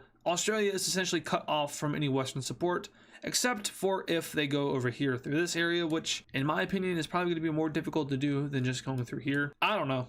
I'm not a geographist or whatever they're called. So the blue team is going to go ahead and aim to take out Australia, a huge British colony, and it would also be a huge moral victory for the blue team. So they make a landing up north here, and it goes pretty well until they get towards the outback, where they are scarred for life. Don't want to go there, so they're going to go ahead and reroute. They're going to make another naval invasion on the north, and simply just kind of maneuver their way across the island, not going towards the center, because going towards the center is pretty much assured death. All right, not looking too good down here. However, over here in the British Raj, it's looking a lot better, as the Raj troops are going to begin the push back. So Japanese troops are pushed out of Myanmar, and they start their invasion, or I guess at this point what was Thailand. Japanese troops are pushed all the way down to Malaysia, which is soon retaken by the Raj troops, and it is here that the Raj troops are told to stop their advance, as to, instead of, you know, pushing forward and dying, hold a reinforced front line in order to hold on to this area, and just to have it for the sake of having it, because the Strait of Malacca here is pretty important for trade, and they don't want that to be under complete control of the blue team. Up over here in Japan, we have constant bombardment of the island, not with nukes though, because those still haven't been invented for some reason, or maybe because they don't need to be invented due to the technology that the world possesses at this point, in which case I think we should actually address that, because what do they have? Now we know in the first alternative future of the world season that the world got very advanced in the future. We had very powerful guns. Obviously, the nukes that were used against the world were extreme, wiping out entire countries and continents with just one bomb. So it's not out of the question that Switzerland would have those nukes, but it's also very unlikely that they would, and that's because they were neutral throughout the entire process. So they don't have those nukes. And with that in mind, Switzerland is going to go ahead and pull kind of a CIA here. And whenever a country starts to think about nuclear fission and, you know, splitting atoms, those guys who are working on it, they're gonna disappear. And this is because Switzerland knows what the world is capable of. They know how destructive it can be. And then, you know, introducing the weapons from the future to the past is already a pretty big mistake on their part. They should have just let them keep their waffle guns and, you know, 1911s or whatever there were. But instead, they decided to give who they thought were the good guys in history the more advanced technology in order to wipe out the bad guys. However, you know, as we know, that didn't work because Germany has it and Japan has it and everyone has it. But they are smart enough not to give the world atom bombs. And the world is unable to develop atom bombs because lead keeps finding its way into those nuclear scientists' heads. Don't know how that's happening. Probably not healthy. Maybe you should see a doctor. But anyway, Japan is getting blown to pieces here by normal bombs. They also have their own normal bombs. However, they don't have naval supremacy. So Japan is going to do what they do best and send their troops to death, specifically over here in Myanmar. Troops are going to go ahead and flood in from the north with the goal of reaching over here towards Bangladesh and cutting off Myanmar from the rest of the Raj, and that's exactly what they do. With this, we have hundreds of thousands of other British and other troops being trapped over here in Southeast Asia, unable to leave due to either one, Japan's naval supremacy, or two, just the fact that they're not allowed to leave because I said so. They're slowly killed until they're all eventually evacuated over here towards India, and it's at this point that the red team is going to lose control over the Strait of Malacca area / Thailand / whatever you want to call this place. And yeah, how's that for a turning point? Well, Australia just pushed back and got all their land back, so I guess that's cool. But overall, the allies in the world and the freedom, whatever they're called, they're struggling to push against the Japanese here. And that's because in the last video I ranked the countries and I said Japan was the strongest. So obviously them plus their allies, you know, in Indonesia and Mongolia and their puppets, it's gonna be hard to win against them, especially considering you have A, a crumbling empire, B, a French empire, and C, America, and D, South America. It's maybe not gonna go so well. I don't know. Yeah, I'm not sure. Sorry, I think I got brain damage from vacation or something, but yeah, the Japanese, they're doing really good here. And the allies, which I'm going to refer to them as the allies, the League of Freedom, and the allies themselves, I'm just allies. They do push back a little bit more, specifically over here in Myanmar, and then, you know, they make a landing over here in Papua New Guinea, although in the end, it's stalemated. And, well, peace treaty time. That's right. Japan wins this war, technically. They're going to get more land than the allies are going to get. In fact, the allies aren't even going to get land. They're going to lose land. So let's take a look at what that looks like. So taking a look at this peace treaty here, we can see that Japan has very clearly won this war. Now, they have expanded themselves down even further into Southeast Asia, annexing all of this part of Malaysia and annexing the southern portion of Myanmar, and then taking Myanmar and making it into its own puppet. Now, I really wanted to say a different word there, but I gotta remember that in order to be making money, I can't say what I wanted to say, which sounds very authoritative now, doesn't it, YouTube? Heading on down to Indonesia, which is now very sexy looking. They've taken over this part of Malaysia, and they've taken over the rest of Papua New Guinea. So, the yellow team wins this war, and this is gonna go ahead and send a message to the purple and blue teams respectively, basically saying that they ain't all that, and that they're gonna have to train a little bit harder. And what better way to train than merging organizations into one? And by that, I mean the League of Freedom and the Allies are going to be officially merging. Now, don't flip out just yet, because I know some people are gonna be like, ah, you always make the Western powers more powerful than the rest of the world. Anyway, basically, this isn't really 100% with all the League of Freedom countries, specifically all of the South American countries who really don't want anything to do with European affairs. Now, to be fair, the US previously didn't want anything to do with that either. However, in recent times, it's become more and more difficult to avoid that, especially considering that those European powers have put themselves right on your southern border in Mexico. So the US sees opportunity in joining the allies / merging alliances, and South America really doesn't. So the US and the South Americans are going to split ways here, and now the US will simply just join the allies. And this is a huge addition for the allies, because they just got the second strongest country in the world, who also just got their ass kicked by Japan, on their team. Not only that, but they also got Cuba. Yay, Cuba. But not only Cuba, also the Philippines, because it doesn't make sense if they don't join. So now the allies look something like this. Now, The League of Freedom has simply just been reduced to South America, plus Guatemala and Panama. And even then, Guatemala is kind of concerned for the health here, considering that, yeah. But yeah, the Allies, magnificent, totally original, right, guys? We're going to be going down to Africa, where we have a country joining an alliance. This country is surprisingly going to be Egypt. Now, if we remember correctly, Egypt just got its independence from Britain, and they kind of fought for it. It was a big African civil war against the British, and they managed to win that. So Egypt gained its independence, and now they're going to be joining the Mediterranean Order. And as we can see now, the Mediterranean Order is looking a lot like itself. It's, spanning across the Mediterranean. The only places that it doesn't touch the Mediterranean is where there's other alliances, minus Catalonia. But with Egypt joining the Mediterranean Order, a lot of tension is being built up over here, specifically over here in the Red Sea, where Saudi and Egyptian sailors often clash with each other over who has the right to sail where and why and when and so on and so forth. So first off, we see the Saudi Arabian invasion of North Yemen. These guys aren't protected by anyone, and it's kind of surprising that they still even exist in this series given how small they are. But the Saudis roll right on through there and they annex the territory. So now that North Yemen is under Saudi control, there's even more clashes between the green and red team, as there's obviously a small point right here in which ships need to pass through in order to go up north and then eventually through the Suez Canal, which is still controlled by the British. But yeah, a lot of hostilities going on down here. And go figure that this alliance would have issues with each other. I mean, Greece and Turkey are both in these, Greece actually is a part of Italy, but Italian Greece is a part of this, and then Turkey is a part of this, so obviously they don't go together well. So obviously there can only be one that exists, right? Also, I do apologize if I sound like weird or sick. I don't really know what's happening with me right now. I think it's my allergies, but also I have a cough, so maybe I'm actually sick. But I'm getting ready to go on vacation, so this is not important to you because all the videos you're seeing next week have already been recorded to this point. Anyway, before we get to this the Mediterranean brawl, let's go over here to the British Raj. Now, the British Raj should be independent by now. I mean, it's a very large country. It's full of many different groups, such as, India and Pakistan, two very opposite countries. And the British Raj is going to go ahead and request independence. And the British are going to go ahead and say yes. Now, that is under one condition, and that condition is that they remain in the Allies, and the British Raj agrees to do such. So,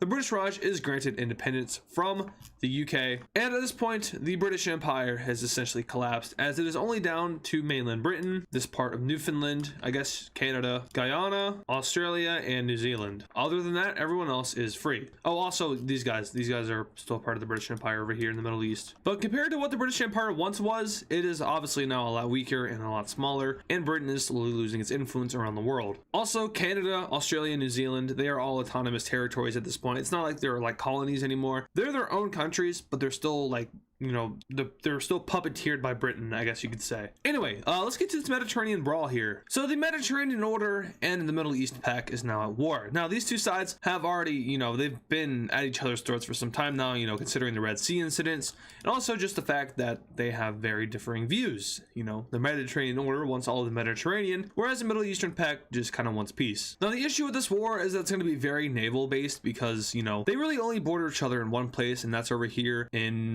this place, Thrice. Other than that, it's going to be a whole lot of Red Sea fighting and then a whole lot of Mediterranean fighting, in which, in that case, the red team has the advantage. But as the aggressor here, and since they've been preparing for it longer, the Mediterranean Order is going to go ahead and march right into Turkey, taking over all of Thrice and eventually capturing Istanbul, a major city that is quick to fall. This is largely thanks to Turkey's slow preparation time. So they lose Istanbul and a ton of other major port cities, which is going to kind of crumble Turkey a lot. The Italians and other Balkan countries start to push over towards Ankara, and they eventually capture Turkey's capital, which will probably be the stake for Turkey here, as they are left with only a few other major cities over here, wherever they are. I need to touch up on my geography. Anyway, the British have just cut a deal over to the red team, basically saying that, hey, we will let you use your military and walk through the Sinai Peninsula only if you extend our lease. Basically, if you don't remember and you haven't watched the other episodes, this area is owned by Britain, but only owned by Britain for a short amount of time. I think it was 15 years. Britain basically wants an extension on that 15 years. They want an additional 5 years of control of the Sinai Peninsula and the Suez Canal, and Egypt agrees to that, and Egyptian troops start to move through this peninsula and over towards Jordan. From here, they invade up into Israel and capture Jerusalem, another major city. And at this point, the Middle Eastern Pact it's getting really messed up. A lot of the world saw all this as an evenly fought battle, since, you know, the Middle Eastern Pact composes of 3 pretty strong countries, but for some reason they just ain't pulling their own weight right now, and they're getting messed up. The Egyptians push all the way out through Jordan and now go up into Syria, and from here they invade into what is now Lebanon. Cyprus is captured by the Italian Navy, and a landing is made on the southern part of Turkey. Eventually we have the Soviet Union joining this war. Now this is a really interesting event, and it's kind of bizarre considering the Soviet Union has gone for a more diplomatic tone in the world as in this series. However, they are still the Soviet Union, and they're mostly doing this just because they want revenge for what was taken from them by the Axis, aka Georgia. I almost called it Abkhazia, but I guess technically they did lose Abkhazia. But more so Georgia, Azerbaijan, and Armenia. Soviet troops flood into this area and occupy what was once theirs, and from here they aren't going to be doing anything else. Simply, this is all they want. They don't want any additional land, they just want their land back. This serves as a huge boost for the Mediterranean order, who is now going to go ahead and crush whatever is left of Turkey. They lose complete access to the Mediterranean Sea, and eventually there is a large encirclement happening within the inner part of the country. They attempt to airlift a lot of their troops out, in which the case they are fairly successful. However, they are still going to lose a lot of important stuff in that circle. And from here, Turkey essentially crumbles as all their troops withdraw all the way back to the border of this in Iran. These troops continue to invade around until they eventually reach Baghdad. And at this point in the war, it's pretty obvious what's happening here. Iran and Saudi Arabia are just protecting themselves. They're not really worried about any of this. And with that in mind, the red team is going to go ahead and offer peace over to the blue team in order for them to, you know, just get out without being touched. And they agree. So let's go ahead and take a look at this peace treaty. All right, so taking a look at this peace treaty here, it's probably some of the worst borders you've ever seen before. So to break it down, starting over here in Turkey, we could see that a lot of the green team got land along this coast. In fact, it goes all the way down to Lebanon. In fact, you might even think that this is a part of Bulgaria, but that's where you're wrong. It's actually a part of Italy. That's right, Italy just basically jumped over the Aegean Sea here, continued their conquest this way. Bulgaria owns Thrace now, so this is weird looking. Now coming over to here to where it gets even worse, we see that Egypt gets land over here in Israel and Jordan. However, Britain still owns this, so they have to like go around it, or maybe the British were gonna let them through. I don't know. It looks horrible no matter what. And as for the Middle Eastern Pact, they lost land. Turkey lost land. This thing, whatever it is, lost land, and the Soviet Union gained land after they got back Georgia, Armenia, and see, I almost did it again, Azerbaijan, and also a little bit more. All right, so the Mediterranean Order and the Middle Eastern Pact have officially exchanged hands with each other, and it's clear that the Mediterranean Order was on top in that war. So now what? So actually, let's go ahead and go to Europe and discuss some things. So as we know, Europe has been rapidly changing. The Axis, though, has been very quiet lately. Germany hasn't made any noise, and it's because they really can't. If they want to do anything, they would have to invade the Soviet Union, and well, that would be an interesting matchup. No other countries in the world really look to join them. And then as for the League of Freedom, we already know what's going on with them. Whole bunch of nothing, but they do add a new member, that being Costa Rica. As for the Pacific League, whole bunch of nothing happening here. Japan is basically by themselves, and there are other puppet governments. I mean, they have Indonesia. That's cool, I guess. If they want to expand, they're gonna have to go to the Soviet Union. Xinjiang, they're an ally. Tibet is kind of allied with the Allies, but not officially, so I guess they could go after Tibet, although I'm not sure why they would, since, you know, mountain. Middle Eastern Pact, they just got their ass kicked, so they're not fighting anybody. Middle Eastern Pact, we already know what happened with them. We already know what happened with the Mediterranean Order, so yeah. The Allies, let's talk about them. They're gonna add 2 new members, and guess what? These are game changer countries. Iceland and Catalonia. Now the reason for Iceland joining is just because why not, and the reason for Catalonia joining is for protection from Spain and protection from wannabe Rome over here. I mean, they're doing pretty damn well. They have conquered, I mean, they are doing pretty well. Like, they've conquered a good portion of the Mediterranean. Only issue is that they're going to need a lot more, and some of it is even owned by their allies like Egypt and Bulgaria. So maybe they might work out deals with them, or maybe they might backstab them, either or. Either way, Italy has their ambitions set, and they're doing pretty good at it. And now the world is entering this kind of weird state of neutrality. This happened in the first series where everyone just kind of mellowed out and no one really attacked anybody. But if you think about it, no one really can attack anybody because it's pretty balanced out as of now. The only alliance that would, I think, get crushed in the war would be the Middle Eastern Pact, and that's just because they're weak now. Other than that, it's pretty evenly matched. I mean, who's going to invade all of South America, right? we have to address the Soviet Union and more specifically the Axis. These guys have been very silent as of recently, and is for a very good reason. They have been preparing to fight up against each other. More specifically, the Soviet Union has been preparing for an invasion of Germany in order to reclaim old lands and to restore Europe, whereas the Axis has been preparing to invade the Soviet Union in order to do the exact opposite, to take the Baltics and take over Belarus and other parts of Poland. Now, the Soviet Union did discuss this with other alliances, such as the Allies in the Mediterranean Order, and both of those alliances suggested that the Soviet Union should not do this because it would end in them losing. Now, the Soviets, who greatly overestimated themselves, said that this would not happen and that they would most certainly defeat Germany in a war because they are the Soviet Union. So the time has come and the Soviet Union declares war on Germany. Now remember, this is still no Germany. This is not a good Germany, this is a bad Germany. So the Soviets declare war and Germany is going to automatically go ahead and activate the Axis. So the Soviets declare war on Germany and Germany is going to go ahead and attempt to call their allies into war. Now remember, the Axis at this point is not an attack one, attack all alliance. It is just a basic alliance, and you protect each other if you want to. So Sweden and Spain are quick to join this war. Hey everyone. Feature AdizzPro here, post video recording and into editing. My microphone decided to stop recording me during this entire video, so that kind of sucks. Looking at it right now, I'm at like the 155 mark and there's a whole 16 minutes left of no audio, so I'm gonna have to do a voiceover, which is something that I've never done before, so I apologize if this kind of sucks, but it's a little too late now to re-record the alternate future videos since it's a progressing series, so I can't like go back to the old map. Anyway, here's my best attempt at voicing over the rest of this video. I apologize if it sucks. Now, Mexico and Nicaragua here, they are not going to join this war, and that's because they have no interest in doing so. They are not forced to go into the war, therefore they will not be fighting with the Germans, Swedes, and Spanish. Finland, though, is gearing up to join this war, and they're not going to join it right away because remember, they're not a part of the Axis, but eventually they will, and now we have the Soviets pushing into Germany. Starting over here in Kaliningrad and pushing into the parts of what used to be Poland, actually no, Germany. They have a sweeping front line going right into Germany with the focus of going over to Warsaw. Now here,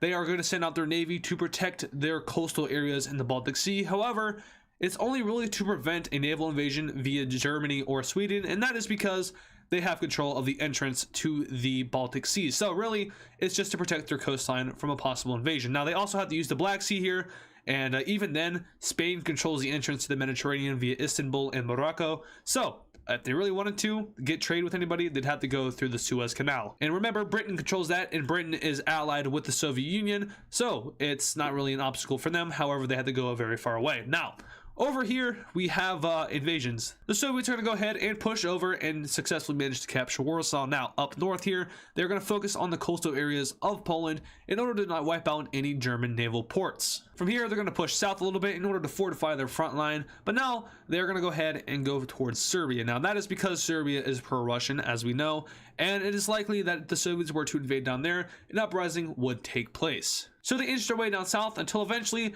what they want to happen happens, and the Balkan area of Germany starts to rise up in hopes of being freed from Germany. Now remember, Germany forcefully invaded and annexed Yugoslavia back a couple episodes ago, so that's pretty much why they want to rebel. But now Germany is pulling off a pretty good counteroffensive against the Soviet Union, and all of their progress is undone except for up here in the north, where they hold on pretty strong. Now in the south here, they are completely swept out and pushed back to the border until eventually the Germans cross that border and into Poland. I have no idea what I'm talking about here, not even gonna lie. Back down south, we have the rebellion doing better as they push forward and up more land until eventually the Germans turn around and kick them out of their own country. Now the Soviets are going to pull off a pretty impressive counteroffensive. However, it's nullified by the fact that Germany just retook all of their eastern area in Kaliningrad. Now, the Germans push into the Soviet Union and up into the Baltic areas. Southern Poland is lost, and the Germans start to sweep through Soviet territory. So now we're going to have Finland join this war. Remember earlier I said they would join,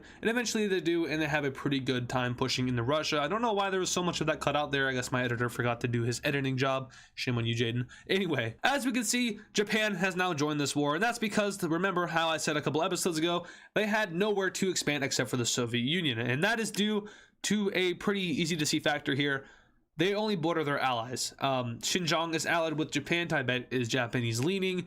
And you don't want to invade India because they're part of the Allies. The Philippines are a part of the Allies, and so is Australia and New Zealand. So the only place that is left for them to expand is into the USSR, and now is a perfectly presented time as the USSR is weak and being invaded by Germany. So the Japanese and their allies are going to go ahead and start their invasion of Eastern Russia, and they have a pretty good time doing so. Now back over here in the west, the Germans and the Finns continue to sweep towards Russia as they get closer and closer to Moscow, which is their ultimate goal. We have the Finns focusing up north because they're cold like that, and the Germans focusing in on the more important areas until eventually they reach the gates of Moscow, which is about right there. They send a battalion down south to keep their invasion going, while up north we have a lot of the major armies focusing in on capturing the city. Back over here in the east, we have Japan doing Japan things as they inch closer and closer to Central Russia and closer to Central Asia. Now, as we can see, Central Asia has completely broken away from Russia, and that is due to the fact that these different ethnic groups are sick of being within the Soviet Union. You know, the central government is weak, and now would be a great time to break away if you want to do so. And as we know, the Soviet Union was comprised of a lot of different ethnicities, so each ethnic group has essentially broken away. There's Kazakhstan, Turkmenistan, Uzbekistan, Tajikistan, and Kyrgyzstan. Of course, those aren't accurate where the actual ethnicities lie and where the different groups are. It's just a rough estimation. And together, though, they decide to form the Central Asian Union in order to unite together and to not get curb stomped by the Soviets because they'd be too busy fighting themselves. So the Central Asians unite together temporarily in order to fight back against the Soviets in this rebellion. Now, this ideal spreads over to the Caucasus, leading for Georgia, Armenia, and Azerbaijan breaking away and joining the Central Asian Rebellion. So now the Soviets are pretty much screwed. The Allies at this point are going to stop supplying them, and they're going to withdraw all of their troops, all of their equipment, any bank loans, or anything they had within the Soviet Union is being withdrawn because this thing is collapsing. The Green Team pushes up more and against the Soviets in order to reclaim any more land that they wanted to get out of a peace treaty.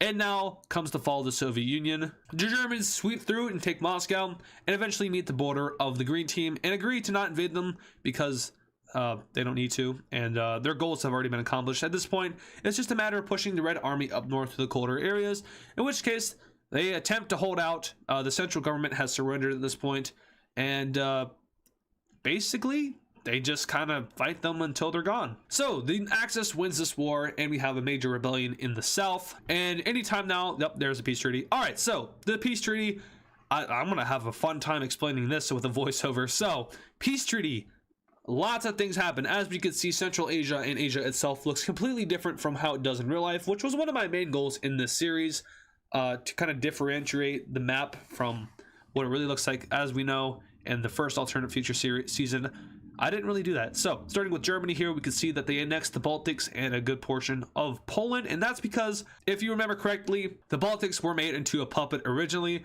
but at this point Germany doesn't trust that, and they just completely annexed them. They also release the Belarusian Republic, or I guess the Belarusian Fascist Republic, because it joined the Axis. Finland gains a little bit of land, and notably St. Petersburg / Leningrad. I'm sure they're going to rename that to something Finnish, but they still refrain from joining the Axis because they have a dead set obsession with neutrality, even though it's not really working out for them. Here we have the Russian Republic. This is a completely democratic country ruled by the people. It's extremely weak because it lost almost all of its land, but this is equivalent to the modern day Russian Federation. Just south of that, we have the Republic of Azov. Now, this is not to be confused with the Azov military battalion group that's like in Russia / Ukraine. That's like the far right group. That is not due to that. It is due because of the Sea of Azov, which is right there next to Crimea. It's based off of that. The name is not named after the military group. It's named after that sea. I guess it could also be called the Caspian Sea Republic or whatever you want to call it, but it's not. So, Republic of Azov. And south of that, we have the Caucasian Republic, another democratic country here.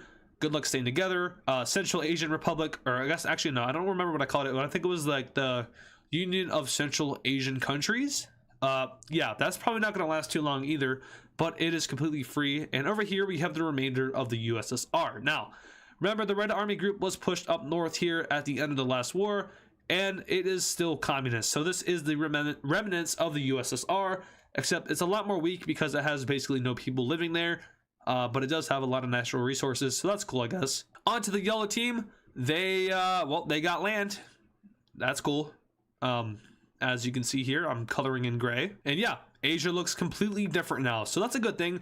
Something I've really been striving for in this series is to make the world map look a little bit more unrecognizable in order to stray away from the modern map / the map that I used last season. So that's cool, I guess. I mean, Africa is also pretty much unrecognizable except for some few key countries like Nigeria, South America and America. They ain't changing because it's boring over there. All right, so now let's go down to the Middle East here and talk about the Caucasian Republic. Well, you see, Turkey and Iran have some business they need to settle with them, and it's the fact that they have land that was once owned by Turkey and Iran, so they're going to go ahead and declare war on this brand new republic in order to take back what was once theirs. Now, the Caucasian Republic is like a week old at this point, and they don't really stand any chance. So the Iranians push in to their old lands, Turkish push in, and they eventually reach the Georgian area, Azerbaijan, Armenia, and blah, blah, blah. All right, the Caucasian Republic, short-lived, and that's mostly due to the fact that they only existed for like a week, and they never even finished setting up their military / signed their constitution. So yeah, basically just free land, except it was gonna be not free, but you know. Anyway, Turkey and Iran are going to go ahead and take their land back, and then some. We see that Turkey has wrapped up to the Azov Republic and has taken over a majority of Georgia. Now, as you can see here, if I go ahead and scroll to Iran, they took over most of Azerbaijan and Armenia, but the Caucasian Republic does still exist to the south here. Now, over to Tibet and Nepal, we have a union taking place between them. This is going to be called the Republic of the Himalayas. Yeah, it's kind of hard to voice this over when it's jumping around all over the place, but they unite together into one republic. It's a democratic republic, so it's not like a communist thing, and that's mostly due to the fact that communism is dead at this point. Now let's talk about Central Africa here. We have the Saharan Republic, which is what I believe I named it, but it's not doing too hot economically, and it's going to completely collapse here. Now, there is a difference between collapsing and dissolving. The Soviet Union, that dissolved. This is a collapse. A dissolve is when you just fall apart and turn into a bunch of different countries. When you collapse, it's basically a free land grab. So all of the surrounding countries are going to go ahead and get in on this land grab. Now, they're not declaring war here because there is no war to be declared. The country does not exist. It is free land, and they're going to move in and take what they can. So every single country moves into what was once the Saharan Republic, and eventually there's going to be a lot of skirmishes taking place between militaries over who controls what. But finally, someone is going to put on the big boy pants and meet up over here in Timbuktu to discuss a division of the territory. It's going to be known as the Conference of Timbuktu, kind of similar to the wait, what was it called? The Berlin Conference, which divided up Africa. All right, so here we have phase 2 of the treaty worked out, and oh, it just keeps getting worse. So, like I said, some countries are now going to have to be stretched out, and that's just because of weirdness and weird countries. Yeah, don't complain, please.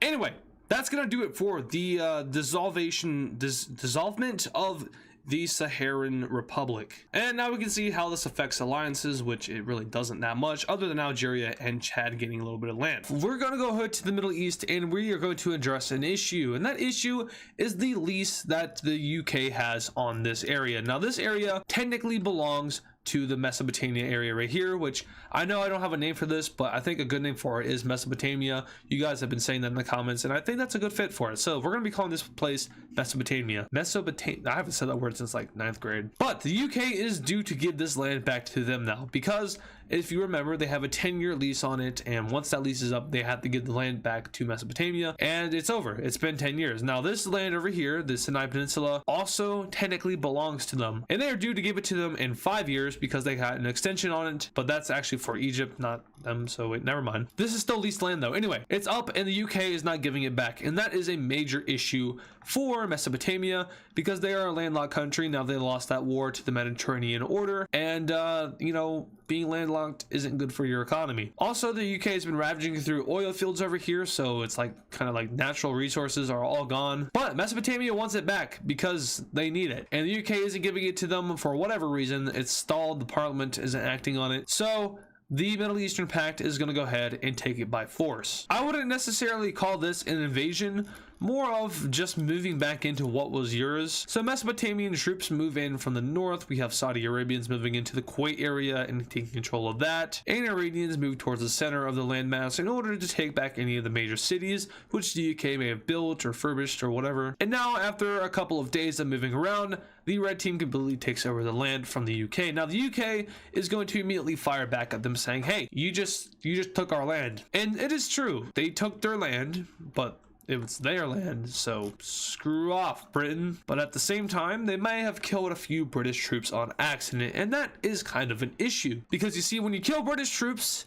you're killing allied troops, and if we take a look at the allies, that's a lot of countries that are involved in that. And just like that, the Middle Eastern Pact finds themselves in a war in which they don't want to be in. All right, so technically this is a world war, considering that there is a country in every continent involved in this conflict, but it really isn't. It's just the Middle Eastern Pact versus the allies. In fact, you know, they might get a little bit of land at first, but after a few, weeks pass, they're probably not going to exist anymore. So yeah, good luck to them. But seriously though, as we know, they already have all of the British area over here, and they are now moving troops into these British colonies down here, specifically Qatar Falls, as well as parts of the UAE. They move into Yemen, and eventually this entire area falls over to Saudi troops. Now that is to be expected, because British troops really weren't stationed here. They're more stationed over here in India. Speaking of India, oh, I forgot the color in Afghanistan. There we go. But speaking of India, we have an interesting thing taking place here. Now, remember, India is not, well, I'm calling it India, but it's not just India. It's also Pakistan, it's also Bangladesh, and it's also Sri Lanka. There is a problem with what I just said. I said India and Pakistan are under the same country, and as we know in real life, that would never work. And the Middle Eastern Pact knows this. It's like 1960s, maybe in the 60s right now. And well, the Middle Eastern Pact is funding some things over here. They're not the only ones funding it. There's a secret entity, also known as Japan, funding this rebellion / uprising. But in the areas of Pakistan, we have uprisings taking place, who are all preaching that they are being suppressed religiously, and that the regime that is in control, aka India's regime / government, is not fair to the Pakistanis within the British Raj. So they uprise and they join the red team, which gives them a huge advantage over India, who now has to fight themselves as well as the Middle Eastern Pact. So these Pakistani and now Middle Eastern troops start to move around all of Pakistan until eventually they liberate the country from India, but they do not stop there, and they are going to continue to go. They move around the Himalaya area, as the uprisings in this area is very helpful for them. Yeah, the mountain people were not happy with India either. And now they're threatening Delhi, which is the capital of the Raj. Of course, India is mobilizing their troops and will soon fight back. However, Bangladesh just rose up, and this is going to serve as an issue as they start to push around the Indian areas. We finally see the US and friends send troops down to the Middle East, and where they eventually make a landing over here in this part of the Middle Eastern Pact. They move up and around and start to liberate more and more areas of the old colonies, and eventually they move into Saudi Arabia. Over here in the Red Sea, we see another landing made by the blue team, this time over here right next to the Sinai Peninsula. And now Saudi Arabia is dealing with a two-front war as the allies are spreading across their country. Now remember, Saudi Arabia and these guys, they aren't particularly strong. Turkey just lost a war to the Mediterranean Order, which cut off a large portion of their populated areas in the major cities, as well as a lot of their economical stable areas. So they really took a hit from that. Iran is probably the strongest country within this alliance at this point, but even then they aren't like super strong like today's Iran is. And that's in most part due to the fact that the Cold War never happened. Iran was never really supplied how it was, and now it's just kind of a mid country. But the invasion is on as the allies start to completely wipe out all of Saudi Arabia until the country is forced into capitulation. We now see the British take back their areas over here in Mesopotamia, and they then take over the country itself. Over in India, things are not going so well, as now multiple rebellious groups are popping up in the country. We see the southern area of India rebel and take over parts of Sri Lanka, and a group supporting the British crown pops up over here in the west. Overall, India's central government is extremely weakened, and the other allies of the alliance start to kind of consider pulling out of this mess and doing their own thing. Bangladesh eventually splits away from the Middle Eastern Pact and becomes its own entity, in which case they take out this area of India and start to move right towards the center of the country. Pakistani troops start to flood through in,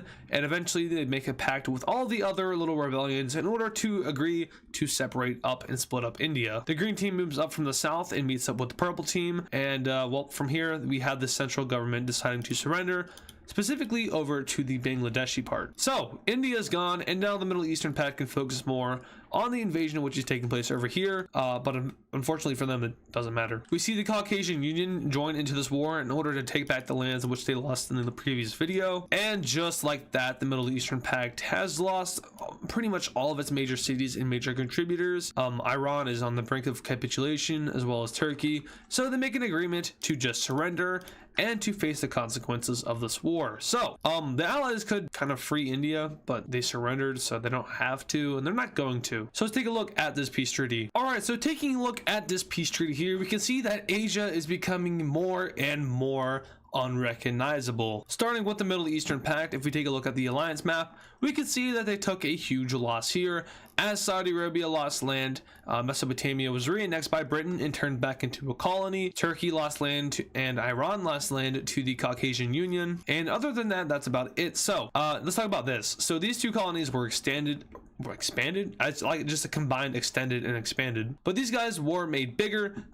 The smaller one down here was extended to the west, and the UAE was expanded to the south. As we can see, the British still love their straight lines in this timeline. Moving on over here to India though, this is where things get weird. As we can see, Pakistan was released and they immediately joined the Middle Eastern Pact, but we also see multiple other countries start to pop up. First of all, we have southern India here, which I'm gonna let you guys come up with the names for all of these countries because I'm gonna be honest, I don't really know too much about India or what countries used to be here before the old colonizers showed up. I know that it was very broken, and like the Tamil was like, that's about all I know. But we have this country, we have Sri Lanka, Bangladesh is huge. We have the loyal Indians who are, well, I guess not loyal, but we have the loyalists who are in favor of the British crown.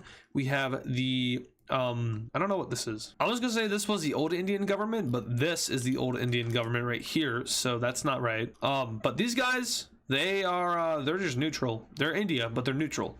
They're democratic. They're not like fascist or communist or anything. Anyway, India has been split apart and the Allies lost a huge contributor to their alliance, and that makes them not so happy. So they're going to go ahead and they're going to recruit the Caucasian Union. These guys are up and open for joining. They're already a democratic country, so things are cool there, and they need the protection just in case the Middle East Pact decides to attack them, or if maybe the Azov Republic is looking to expand, in which case right now it's not. But let's move over here back to the Indian subcontinent real quick, where two events take place, and they're both unions. First of all, we have Bhutan joining in on the Tibetan Union. Well, actually it's the Himalayan Republic, so they joined that, as well as the old Indian government. And this is an interesting decision by them, but it's most likely just to, I guess, further secure themselves, but also gain more population, more military, more resources, just under a new name. So this greatly helps out the Himalayan Republic, but it also helps out India itself. As for the loyal country here, we know they were loyal to Britain. They are going to go ahead and apply to join the Allies, in which case they are going to be accepted, because why wouldn't they? And we can see that the Allies in the Middle Eastern Pact are fighting for a lot of control over this central area right here. Now let's flip to the Mediterranean order, where we have an interesting event occurring. Why I gotta come up with new things to say.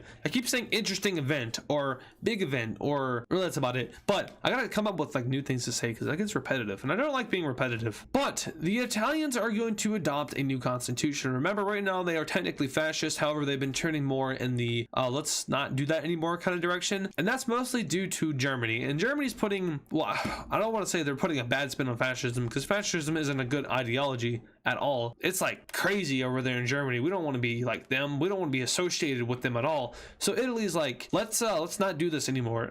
First of all, we don't really adapt to the same standards as Germany does, and the fascism that we have isn't as horrible and cruel as what Germany's doing. So let's go ahead and get rid of that loose affiliation and just completely come out and say that we're not fascist anymore. We're fascist, but with less steps. We're monarchists now. Italy adopts a crown, and they're gonna go ahead and declare a king, and then they're gonna go ahead and force all of their allies to adopt this same method. So Bulgaria, throw out your fascist leader. You're a monarch now. Same with you, Romania. Same with you, Ukraine. Is there even anyone else? Nope. Their colonies are under the crown, so these guys will be a constitutional monarchy just like Italy is, and that will immediately go ahead and raise tensions with Germany, who is all pissed off about that. They're like, hey, we used to be allies and you left just because you could.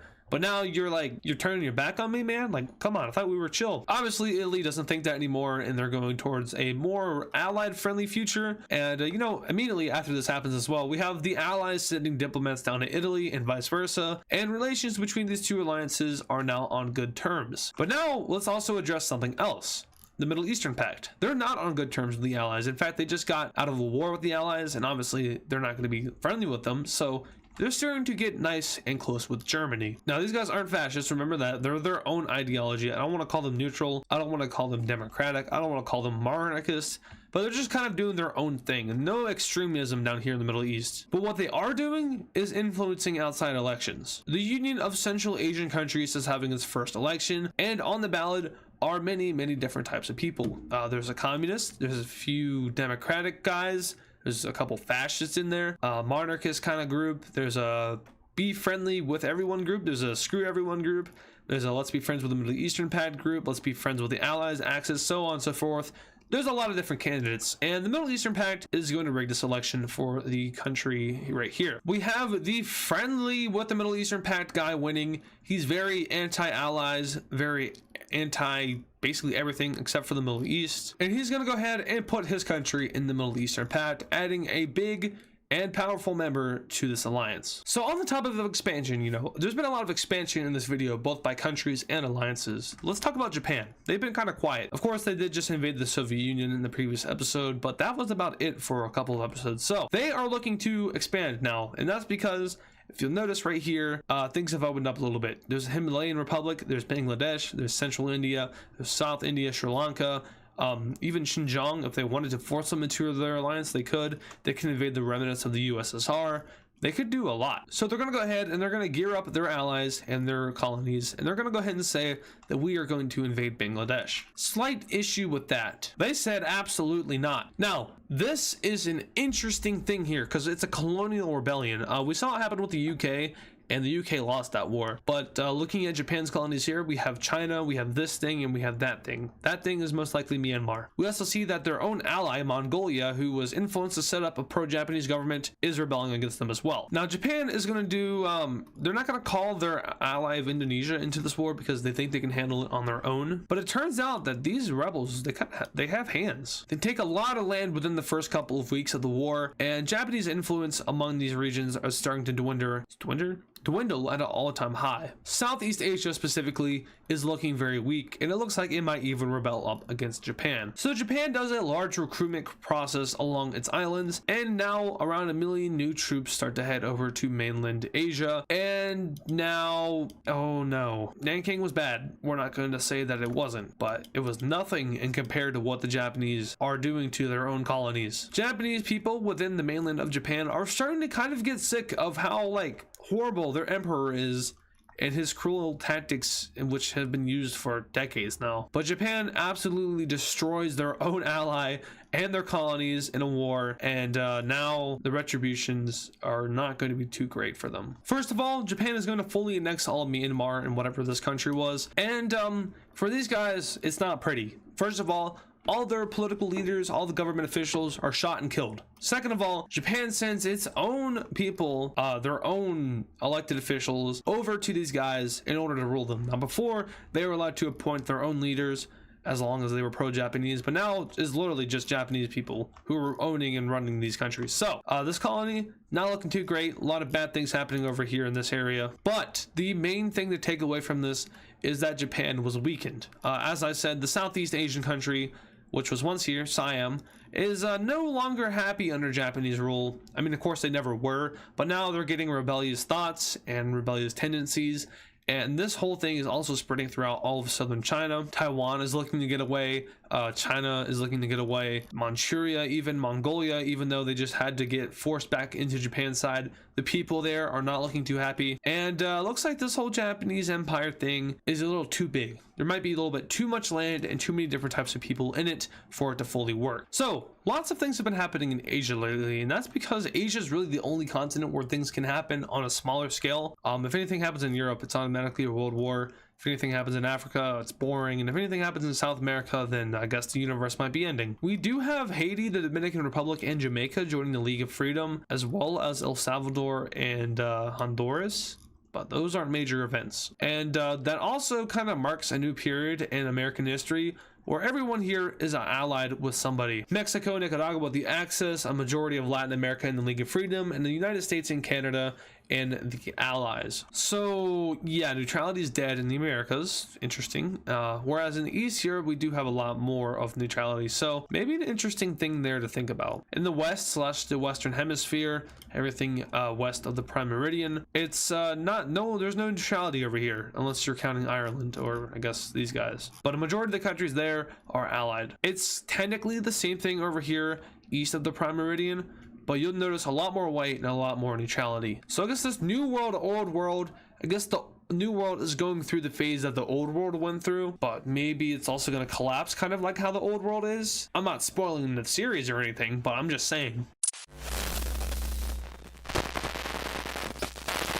But our first event is going to be involving Japan. And if you watched the last video, you would know that Japan invaded some of their colonies and their ally of Mongolia in order to assert control over them, because if you remember, they did rise up against Japan, and Japan was having none of that. But the way that they took them out was very unhumane, and the people of Japan really didn't like it. And one of those lingering effects of this is actually Indonesia leaving the Japanese alliance. So after they re-annexed our allies, Indonesia said, you know what, we're done, we're out, and Indonesia will be taking a more neutral route. Now they're not really too they're not too keen of the allies, so they're not going to be like joining any other alliances. There really aren't any neutral alliances other than the League of Freedom, but that's like a very like pro-democratic alliance, you know, what the US's influence and all, and how they used to be a part of the League of Freedom. So like it's kind of appealing to them, but they're not 100% set on joining, so they're just going to focus on themselves for now. But good thing they left, because a civil war has just erupted in Japan. So here I have colored in all of mainland Japan, and as you can see, it's one of the largest countries in the world, if not the largest country in the world, and that's kind of why it's collapsing, because it's got too many pieces of land, too many different pieces of culture, different ethnicities, races. And you know, you had the Chinese who were conquered, the Southeast Asians who were conquered, the Mongolians who were partly conquered, the Koreans who were conquered. Yeah, that's just like a big old melting pot of people who don't like to be ruled by the Japanese. And that might change here in a second. So the most notable areas we have civil war are in Taiwan, who completely rises up, southern Southeast Asia, who once again is rising up, Southeast China, what used to be Eastern Mongolia and parts of China, Northern China / North Korea, and pretty much all of Myanmar. So these are what is known as the conquered front. The conquered peoples of Japan are rising up against the Japanese government. And boy, do I tell you that these groups have tremendous support, not only from the people who are in the blue area, but from the people who are kind of just across the world. You know, if you take a look at the alliance map, the allies are heavily in favor of this group that just popped up. The Mediterranean Order is as well. The Axis is not so much, and neither is the Middle Eastern Pact. But you know, the neutral countries and the League of Freedom as well, they are in support of these rebels, because you know, Japan has been doing some very inhumane stuff, and they would like to see an end to that. You know, but no one can really do anything about it, because you know, Japan's like the strongest country in the world at this point, number 2 if not. And well, let me tell you something right now, this is not the end of the Civil War. There's going to be more. Japan will go ahead and call in all of their allies, so we see that their Chinese puppet joins the war, as well as Mongolia and the Siberian thing. Yeah, it's just what it's called, the Siberian thing. But the issue with that is that these guys just got out of a war recently, and while the people there really are not happy about being under Japanese rule, especially after what they just did to their home territory / country, so we really see like the people of these countries completely rise up. The entire area over here rises up. Mongolia as a whole overthrows its government and rises up against Japan, which I guess at this point would just be them declaring war on Japan. The Siberian territory is really the only area that doesn't rise up against Japan, because there's like no one there. But things really just keep getting worse for Japan as the Soviet Union joins this war in order to reclaim their lost lands. And really what the final nail in the coffin is, or I guess the final like punch to the face for Japan is that the southern islands in Japan are rising up. You know, Tokyo is the stronghold of the government. Tokyo is like right over here. These southern islands, which are a little bit further away, they're not too keen of the Japanese government, and honestly they are getting support of the Japanese people. And as we progress on, we see more and more provinces in Japan starting to kind of rise up against their government, and people of Japan are heavily supporting this. This is like, it's kind of like a civilian militia mixed in with the Japanese army. So the Japanese army, who, you know, they're carrying out the inhumane stuff, it's kind of hard for them to, you know, go against the government, since, you know, the government told them to do these things, but they, you know, they went on with it. They carried it out. So it's not necessarily like these are like good people rising up against Japan. They're the ones that carried out the inhumane stuff. But at the end of the day, the government told them to do it. They I mean, they could have stopped themselves from doing it, but you know, who knows? Maybe they would have been like punished if they didn't. The only good guys in this war are the ones that are over here. Let's just say that. So Japan is going to get to work on clearing out these rebellions. I mean, they're not going to be too strong. Of course, they are fighting like a military civil war. So their first success is up here in the north, pushing these guys out. But down here in the south, it's a little bit tougher. This front line is pretty packed. They do manage to split it in half. However, they hold out.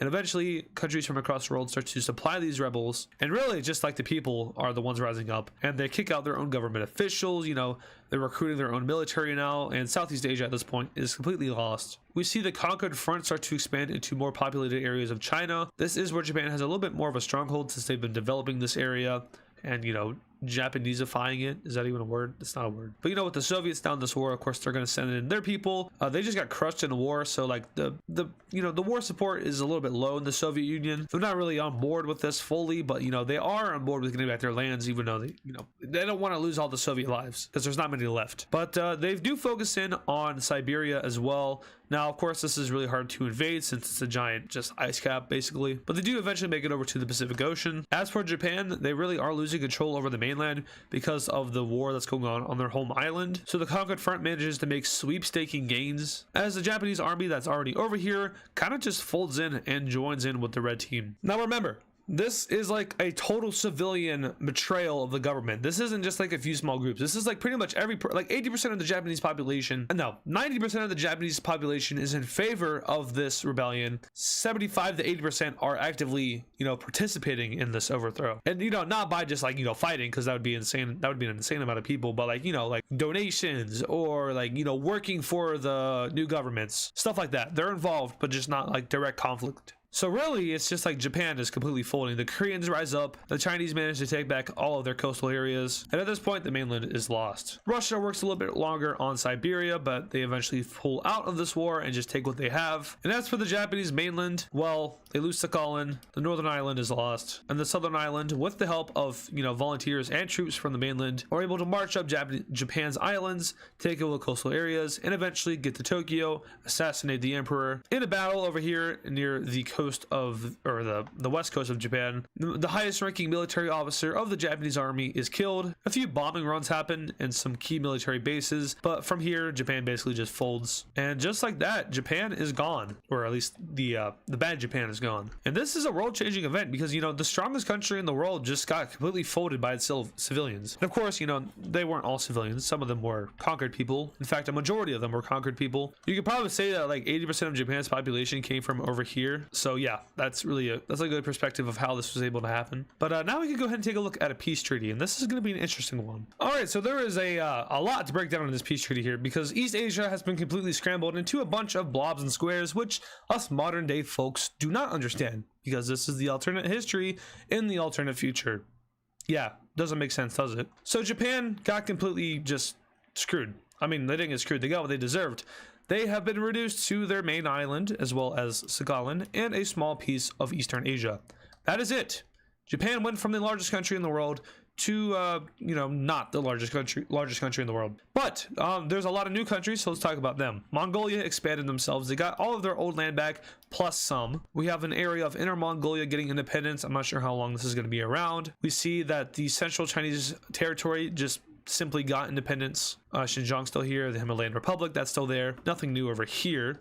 But we come down south, we see Myanmar got independence. And now, of course, these borders are going to be a little bit different. And that's just because it's based off of how the war was fought, what different groups did, what fronts were established.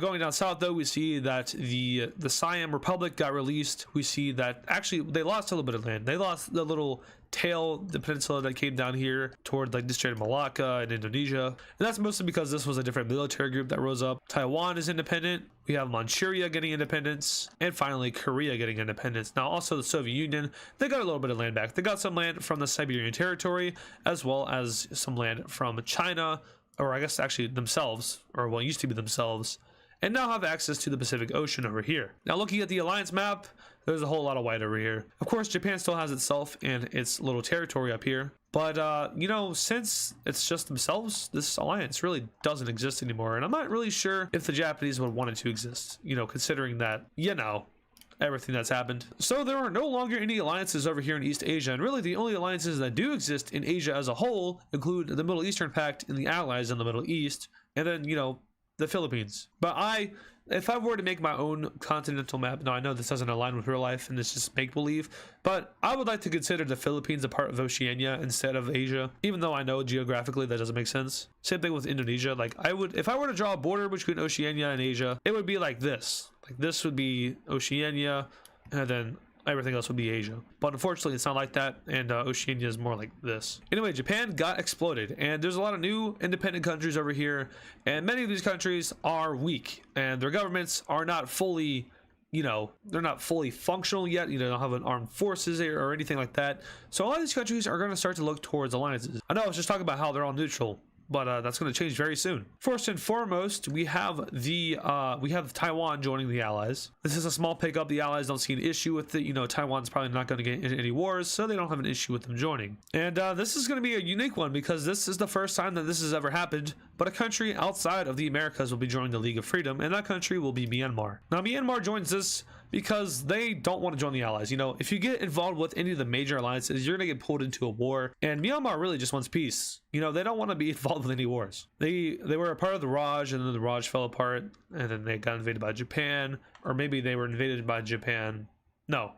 They were part of the Raj, got invaded by Japan, were subject to Japan, got made into a colony, and then they got invaded by Japan, and then they got released. So now they really just want peace. They're done. But as for some of these other countries here, they're going to form a new alliance, and the members of this alliance are going to include China, Inner Mongolia, and Manchuria. I'm actually just going to be calling this the East Asian Alliance. I feel like having all these names, the Allies and Axis, that's easy, but there's the Mediterranean Order, the Middle Eastern Pact. Those are also pretty simple names, but then you get things like the League of Freedom. That's kind of hard to remember with all these different alliances, and if I name this anything special, I feel like I'm going to forget it, so I'm just going to call it the East Asian Alliance.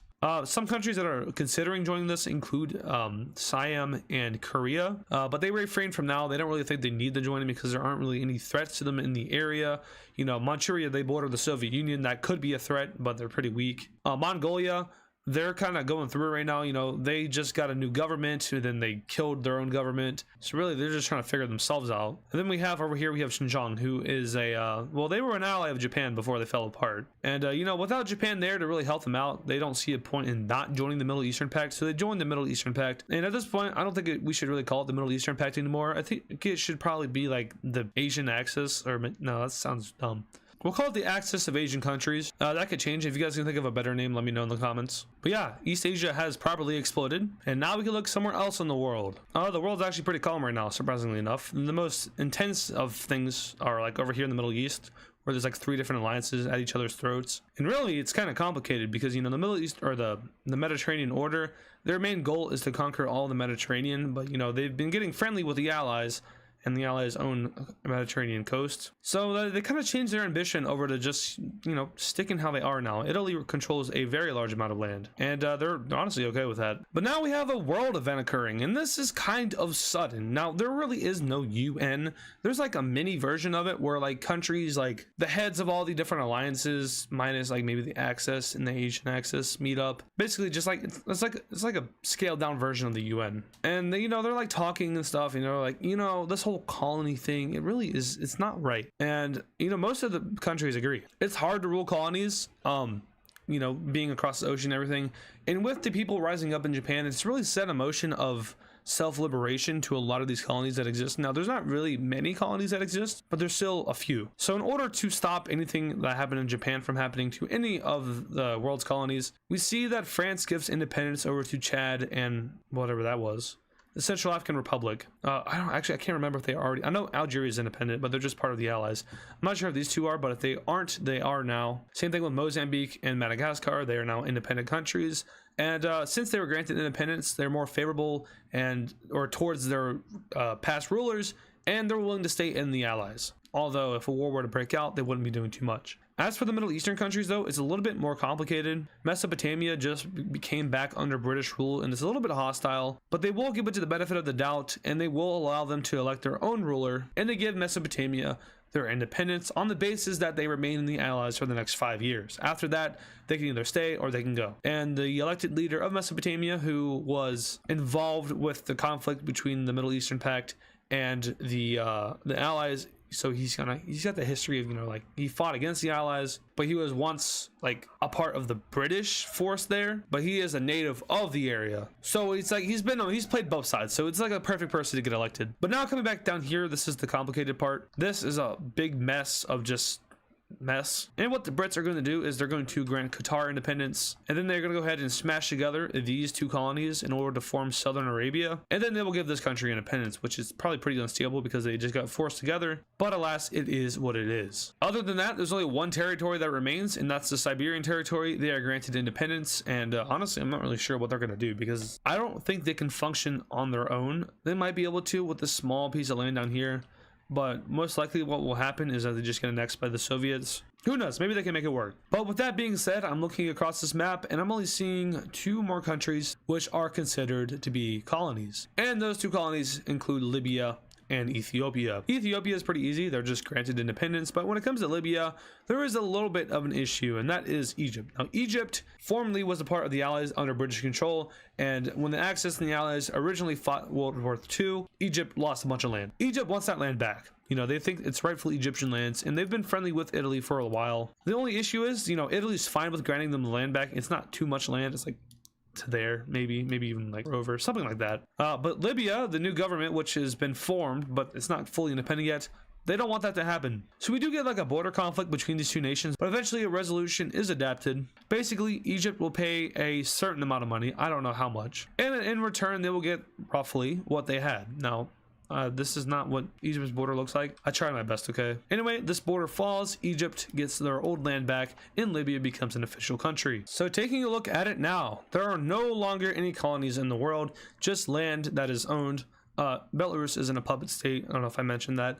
They are their own country, just under the Axis. I guess you can make the case that French Guiana is a colony, but I think it's kind of similar to what Puerto Rico is to the US in real life. It's a territory. It's been integrated for a while. Maybe you can call it a colony, maybe you won't, but I'm just going to leave it as is. Anyway, we do have an event taking place in Africa. This is a pretty interesting one, or maybe not, because this has probably happened about 100 times before. But the DRC and the East African Federation will unite into one. And, well, they're going to keep the name East African Federation. I mean, it's more central, but it is Eastern. But we'll keep the name. It's fine. And with that, this country grows in power, population, economy, all of that. So that's really good for them. Has literally no effect on anyone else. But, they're a neutral country. All these countries on here are fairly neutral. But let's talk about Switzerland. If you remember, Switzerland, this is not normal Switzerland. This is Switzerland from Alternate Future of the World Season 1. Go watch the lore trailer. There's a lore trailer. Just search on the channel, search Alternate Future of the World Season 2 trailer. That explains some of the lore, but this Switzerland is not normal Switzerland. I'm not going to go into too much detail because I want to leave it to you guys, but they tried to stop World War II from happening. They tried to make it so, Germany never rose to power and killed all the millions of people that it did. But in their attempts to stop that from happening, they made it worse. As we can see, Germany is still around. They're very big, and people are suffering. Additionally, with Switzerland messing with the end of World War II, we get a whole new freaking mess over here in Asia. At the end of the day, Japan did fall, and there were no nukes used. Nukes have never been used in this world, but we do get a Middle Eastern pact that rises up. The only good thing that Switzerland has done for this world is united the Americas, and no one over here is really aggressive towards each other. Other than that, maybe Africa is a little bit better than it is now. Maybe. But yeah, once again, other than that, it's not good, and they feel guilty for that. But anyway, talking about Europe now, tensions are brewing. Germany, they are expansionists. They want to expand, but they can't expand because they're surrounded by a bunch of alliances. So Germany is going to start gearing up. No one knows what their exact plans are, but the Mediterranean Order and the Allies both start to get ready. There's also some military activity in the Middle Eastern Pact, but for now, they're just kind of ignoring it. They just got out of war. They're probably just rebuilding, military infrastructure, stuff like that. The Allies brush it off, and it's probably safe to do so, to be honest. There was trouble brewing in Europe, with the Axis looking to gear up and go to war with somebody. Well, that somebody has been revealed, and it appears that they are going to be going to war with the Mediterranean Order. And the reason they're doing this is because it's their weakest target. Now, you could go after the Allies, and honestly, they would have a pretty fair shot at getting control over mainland Europe. But when it comes to fighting against the US and Canada, as well as the UK, and honestly, just different parts of the world, I don't think the Axis wants that beef. However, the Mediterranean Order is fairly concentrated over here in this area. We know Italy is right here, and taking out Italy basically guarantees victory, but there's also Ukraine, Romania, Bulgaria, and Egypt and Libya. and Ethiopia. So yeah, the Axis will gear up and go to war with them. Now their reasoning, of course, is going to be non-existent. That tends to be the thing with these aggressive countries. But nonetheless, the Axis declares war on the Mediterranean order, and this is a full-scale war, so all the Axis members are joining this and fighting along with Germany and Belarus and Spain. I don't know why I said Belarus, they're basically a puppet state. But yeah, Italy's gonna have their hands full here because there is also over here in the Western Hemisphere, Mexico and Nicaragua. And of course, the Mediterranean order has been getting friendly with the Allies as of lately, but unfortunately for them, the Allies they're not as close as they need to be for them to join the war on their side. So they will refrain from joining this war, and honestly, that could be a big factor in who wins, because Germany is strong as hell. There's no doubt about that. Look how much land they have. But they also are going up against strong countries like Italy and Ukraine and Egypt. So fighting starts, of course, as soon as the war breaks out. The Mediterranean order and the Allies have known about Germany's buildup and the Axis' buildup as a whole, and they've had time to prepare for it. However, they are still going to get swatted around real quick. They easily push in and take over the Croat parts of Italy and now move down the Balkan coast, eventually cutting them off over here in Montenegro. From here, the entire Balkan coast falls, and this is a pretty big blow for Italy. Now, there are a lot of naval ports along this coast, and you could say that they're holding out, and they most likely are holding out. However, due to the fact that the inland is gone, it is likely that these ports are going to be evacuated and moved over toward the coast of Italy, and that's because a large number of German troops could just move in and take the ports and also on all of the supplies, so they're likely transporting stuff across the Adriatic Sea. Up north, though, we do see a special forces Italian group go into the Alp Mountains and secure a little bit of the land. Now, of course, the Alp Mountains are hard to invade, so I don't expect them to do too much. Over here, we see Ukraine starting their invasion of Belarus. This is a pretty good matchup for Ukraine because they are a lot stronger than Belarus. As for down here in the Balkans, Romania and Bulgaria will work together to claim lands within Germany, although they're not going to be going too far because the Germans are here. Back over in Italy, we have the Italian special forces actually breaking through the Alpine Mountains and making up into mainland Europe, aka Austria, and this is where Germany is going to start to re-strategize. You know, the special forces, they're not going to do much on their own. They're mainly just used to take over very harsh geographical regions. However, with them having this corridor, Italy can easily send troops through here, up into here, and then make a push inland. So Germany's going to want to stop that from happening, and they will kind of regroup their armies a little bit to curve off this little bulge that they're creating. Italy knows they're going to do this, and they're going to take advantage by going down south and taking back some parts of Croatia. But elsewhere, we have Germany making up ground as they push back Bulgarian forces and enter into Bulgaria as a whole. The Kosovan part of Italy is taken over, and Albania is short to fall after. However, due to the close naval proximity of the Italian Navy, this invasion does not last long as the troops are pretty much bombarded out of Albania. As for Bulgaria, though, they aren't as lucky as the troops move in and start to get near to Sofia. Romania is doing a pretty good job holding their own. They definitely want Transylvania back, and for Ukraine, they're doing amazingly. They're getting close to Minsk. However, though, we do see the Germans start to push into this half of Ukraine, and this is going to be pretty painful for them as they've been working hard to take out Belarus. And of course, this wouldn't be a fun war without the third party, right? So Russia, the Russian Republic, will go ahead and join in on this war, and their main goal here is to take back what they lost, aka parts of Belarus. They're not worried about Ukraine because, you know, that would start hands with the Mediterranean order, and hence that would kind of lead to them having to throw hands with the Allies because, you know, the Mediterranean order and the Allies are starting to get friendly with each other. But with the Axis, you know, if everyone jumps in, we could definitely just take down the Axis right now. So Russia joins the war, and Russian troops start to move into Belarusian territory at a very high rate. Now, of course, Russia does have the advantage here because they're only fighting a one-front war. It's not like, you know, they're fighting a two-front or maybe three-front war like the Germans and Belarusians are. And also, it's important to note that Russia as a whole is not very strong. They just kind of exploded a few episodes ago. So what they're doing here is basically just, it's luck and just taking advantage of a weaker opponent. And with the Russians like swarming in from the north, Ukraine is able to take a lot of land as well, even meeting up with the Russians up north near Minsk. And eventually what we have here is a race to take as much land as possible as the Russians and the Ukrainians basically just flatline out towards Germany. Now there is one tiny issue, and that issue is Finland. Now Finland could get involved with this war. However, as of recently within their country, they've started to take a more neutral approach with the ramping up of alliances across the world. As you can see, there are quite a lot, and there's not very many neutral countries left, And before this, Finland was very Axis aligned. However, due to the bad things that the Axis has been doing and the constant war rampage that they've been going on, Finland and their people have been moving away from an Axis aligned future and instead have gone towards a more neutral approach. Now, I wouldn't say that they're necessarily allied to the Allies or the Mediterranean Order or anyone for that matter. They would still favor the Axis, but they're not at a point anymore where they would join a war on their side. So they will sit this war out. There is definitely an opportunity for them to take out Russia. I think Finland would probably win that war due to the fact that, once again, Russia exploded recently. But due to, their people not wanting this war and their leaders also not really wanting this war, they will stay out. And that's a huge blow to the Axis because Finland joining would probably be a game changer. Speaking of game changers, a civil war just popped up in our little friendly Central American country known as Nicaragua. Yeah, real friendly. They're totally not fascist or anything. What we have here is legions of troops who are in favor of a democratic government that joins the League of Freedom.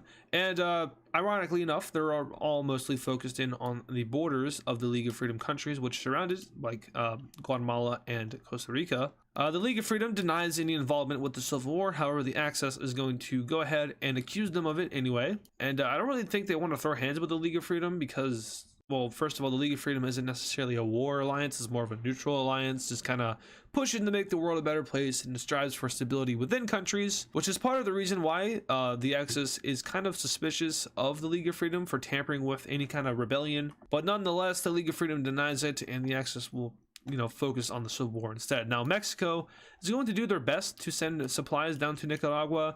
However, these rebellions have hands, and the Nicaraguan government is essentially overthrown by their own people, and an independence is declared from the Axis by the new Nicaraguan government, and the Axis is going to say, no, you can't do that, but they can because they're their own country now. Mexico will try to do something about this, but invading Guatemala would probably not be good, because if they did that, you're invading a neutral alliance who has done nothing wrong, but they've been really good to the world. They've done good things for each other. Invading one of those countries is probably going to get you backlash from like the Allies, more specifically the United States, who probably wants to keep the Americas as, I don't want to say secured, but as neutral and not war-wise, not aggressive. They don't want war in the Americas. And the only thing stopping that from happening is Mexico and Nicaragua. So with the uprising in Nicaragua, that would only leave Mexico. And if Mexico were to take an aggressive approach, the United States would probably step in to finally end any kind of aggression in the Americas.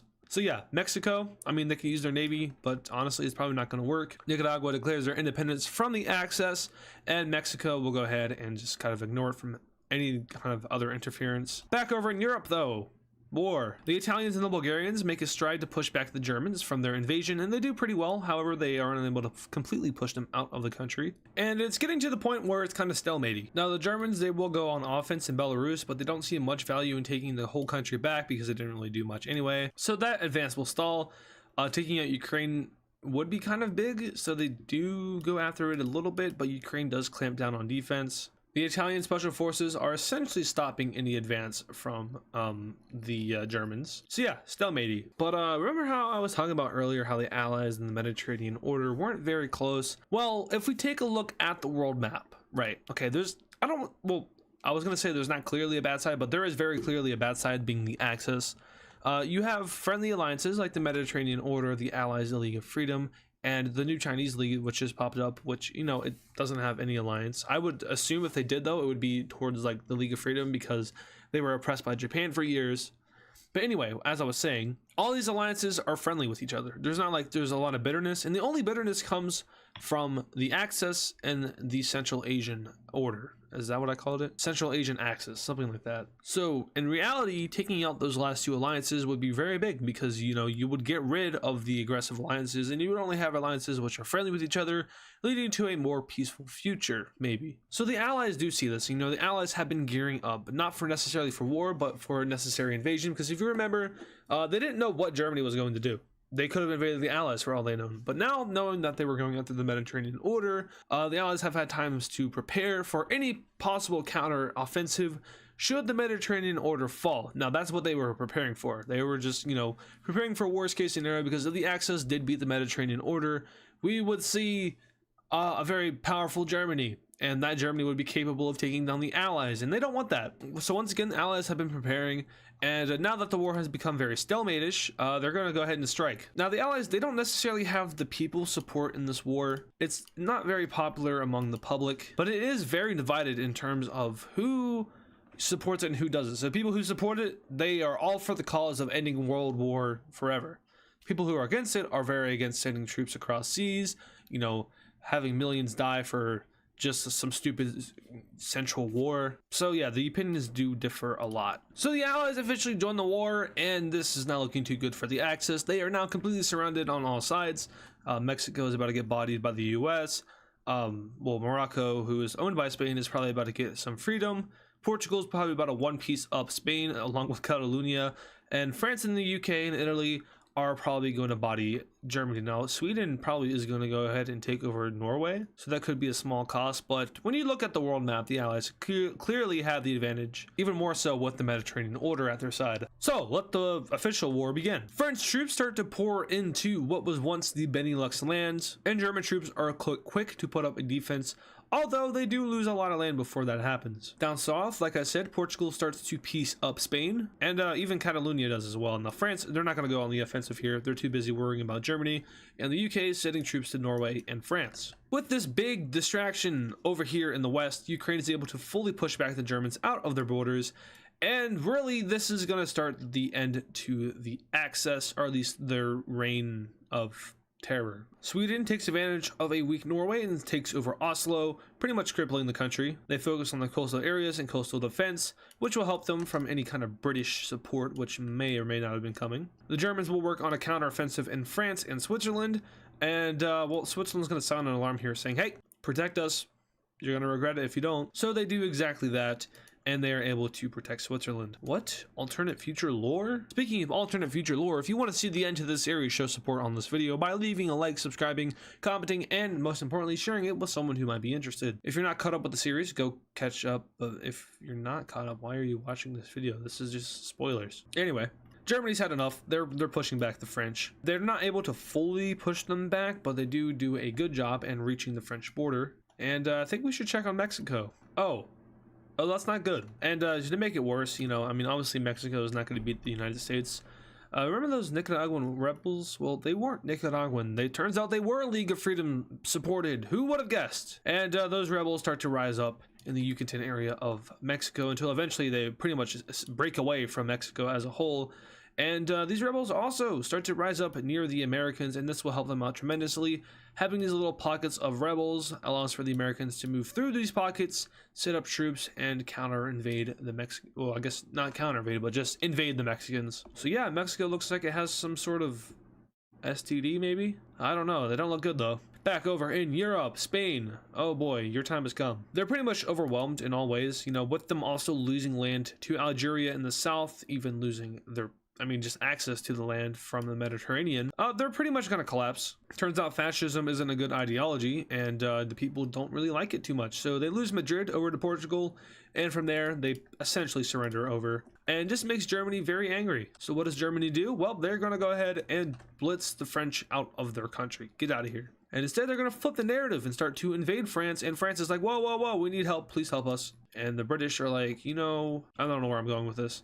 The British are going to help them, obviously. They're on the same team. And the Allies are also going to go ahead and pressure the Mediterranean order into, like, you know, pushing the Germans back because they haven't done a good job of that. So the Mediterranean order finally does its job and pushes back against the Germans, retaking all of their lost lands. And from here, they start their invasion of the Balkan area.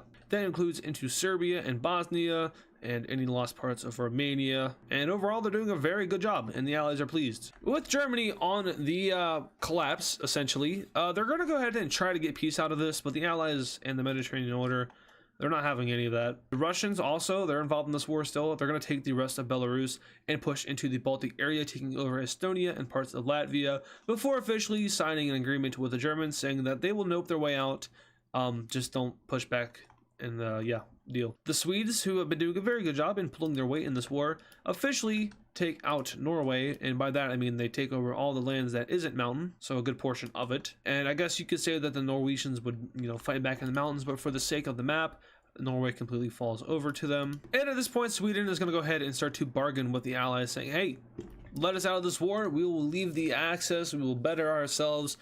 Just sign us a little bit of Norway, and the Allies, they consider it. But before they officially agree to that statement, they're going to go ahead and see what they can do to Germany, because, you know, taking out Germany basically wins the war, no matter what Sweden says. Also, I remember in the last video, my gain, I have like a knob on the back of my microphone that has, I can't reach it, gain right there. So if I like turn this all the way up, it gets really, really distorted. I apologize for your ears. Yeah, that got turned up in the last video, so yeah, like I said, I apologize for that, but I fixed it now. All right, so Germany is they're losing their front in the south to the Mediterranean order. There's just a little too many factors going on, but we also see the Central Asian Alliance join this war against the Mediterranean order. Oh, sorry, did I catch you off guard? Yeah, my bad. But they're not fighting a war against the Allies. They're only fighting a war against the Mediterranean order, meaning that they're only going against like Italy and Egypt. They're not at war with the Allies, meaning they're not going to invade this, they're not going to invade the Caucasian Union, and they're not going to be invading the strip owned by Egypt. And this completely catches the Mediterranean order off guard, and Israel is taken over by Saudi Arabia, and the Turks move to take back land that they lost to Italy, taking back the Lebanon area and various coastal areas before the Italian Navy and army is able to completely lock them down. Germany sees this as an opportunity to maybe push back, but that doesn't work, and they completely flaw their offensive and lose all ground in France. We should also probably check in on Mexico, so let's see how oh, they're gone. Okay. Anyway, Germany's gonna get pieced up now. They're really not doing too well. Switzerland is very happy that this is happening because they see this as a step to officially end World War and to you know, have a future without any war, and they believe taking down the Axis will, you know, be the first step of two to end that. They might be right and they might be wrong. Anyway, Germany on its last breath will once again try to do one last ginormous counter invasion, except the counter invasion completely flops and it doesn't even work. They're eventually secluded back to their main lands, which is in Germany. There is a slight holdout over here in Latvia/Lithuania, but the Allies, now with the force of American and British troops, are able to completely dismantle this part of Germany, and they eventually reach Berlin. The Mediterranean order cleans up the rest of the southern area, and Germany no longer exists. It's basically now just Sweden and Denmark. Sweden, of course, is being smart, will go ahead and surrender over to the Allies, and now it's the Mediterranean order versus the Central Asian Alliance. But the Mediterranean order is gassed from this war. They have all their assets over here. They only have defensive assets over here, so they will go ahead and sit down with the Central Asian Alliance and draw up some sort of peace treaty, so that war also ends as well. So now we can go ahead and take a look at the overall peace treaty of this war. All right, so let's go ahead and break down this ginormous peace treaty. So starting off in the Americas, I think this is the best place to start because, you know, left to right, unless you're like in Asia where it's right to left. Anyway, I don't even know what I'm going on about. Mexico, they get away pretty okay. The Americans, of course, are going to go ahead and take their little bit of land, that being Baja California and a little bit of the coastal areas up north and the Yucatan Peninsula. The rest of it is given over to the rebels, who go ahead and form their new government and join the League of Freedom. So Mexico is now a member of that alliance, as well as Nicaragua, so they didn't lose any land. They just form a new government and join the League of Freedom. Now over to Europe, where we have the most interesting changes here, and honestly, it's looking a little bit messy, and that's because a lot of countries just came back. Germany's defeat pretty much just revived Central Europe, because before that it didn't exist. It was just Germany. Starting up north, Sweden got out of this war without losing anything, and the reason they got out without losing anything is because they took over all of Norway, and part of the compromise was basically you give up Norway and you live, and Sweden agreed to that. Now starting over here in the Iberian Peninsula, Portugal gets a big piece of land, and that is all from Spain. We see a new Spanish government being formed in what was Spain, and then just a new random country up here. Catalonia expands down the coast, and France gets a tiny bit of land as well. Moving over into northern Africa, we see that Algeria gets a lot of the Moroccan colony. Morocco as a country now exists, so they're free from Spain. And then we have Western Sahara also being released.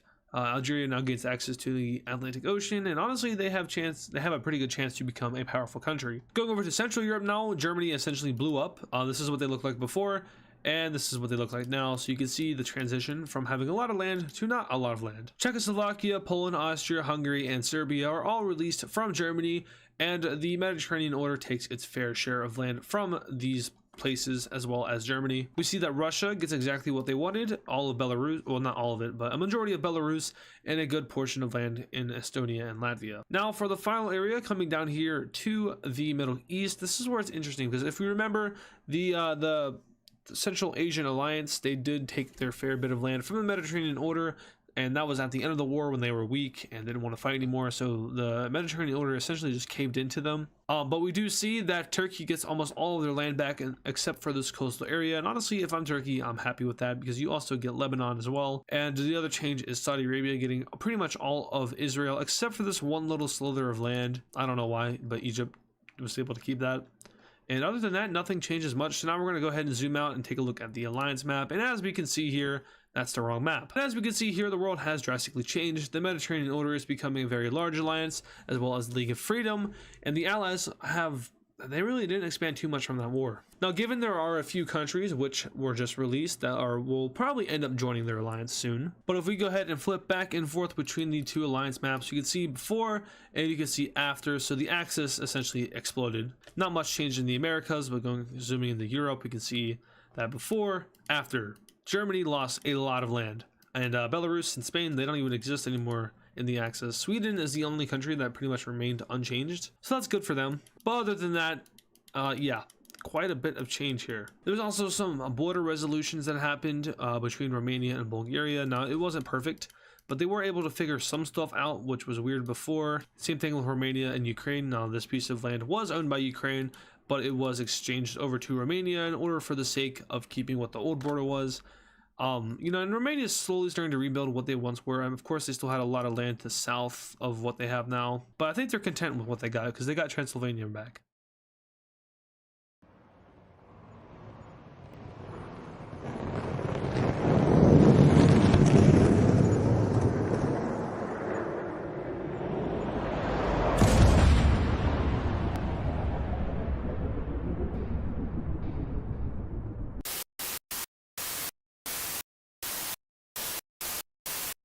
And the world is looking pretty peaceful and one-sided right now, with the League of Freedom having the big advantage as well as the Allies. Germany has been greatly defeated, and countries surrounding it will quickly join the League of Freedom in hopes of being protected from any German aggression in the future. Hungary and Serbia will follow suit, and Angola will join. So the League of Freedom is spreading across the world, and at this point it's basically like the UN, except it's a defensive alliance, and is made up of a lot of countries who are fairly weak but enjoy the protection of countries like the United States, Brazil, all those guys. And as time progresses, there really won't be that many wars in the world. There will be a small skirmish in Spain in which the central Spanish government wins, and what the hell?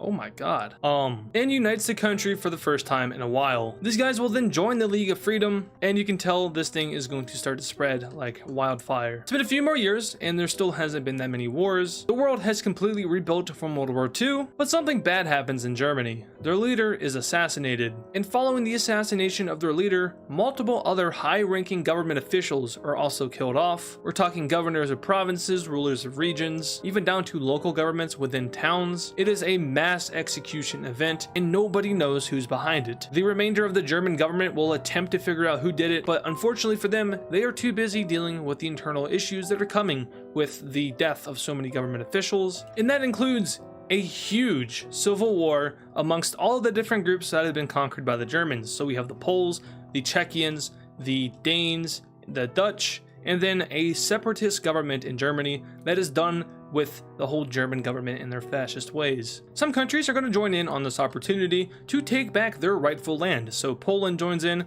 we also see Czechoslovakia join in, and even the little old Netherlands. So obviously the Germans are not going to be able to keep up with this war. They have no government leadership, and anyone who tries to step into power is mysteriously killed off, becomes a danger zone, and eventually the German government will capitulate and the country will collapse. The world is baffled about what just happened in the German state, and accusations begin to be made against each other. The axis of Asian countries largely blames the Allies, where the Mediterranean order is blaming them. The Allies come out and say that it was an inside job, where the League of Freedom simply just stays neutral. But what do we do with the empty German state? Well, the world is going to divide it up. And I do want to say just real quick, one of the main reasons that this finale is able to happen is because of two people.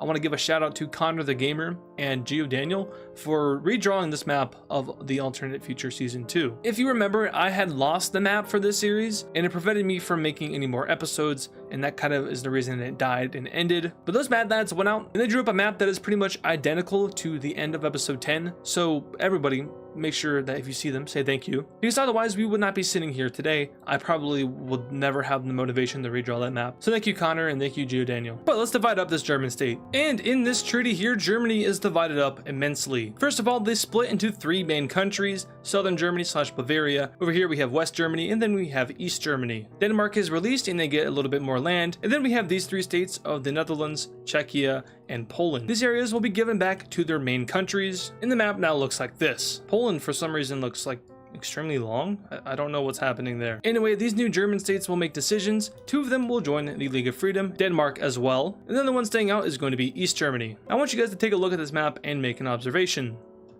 Did you say that there's only 1 great country left?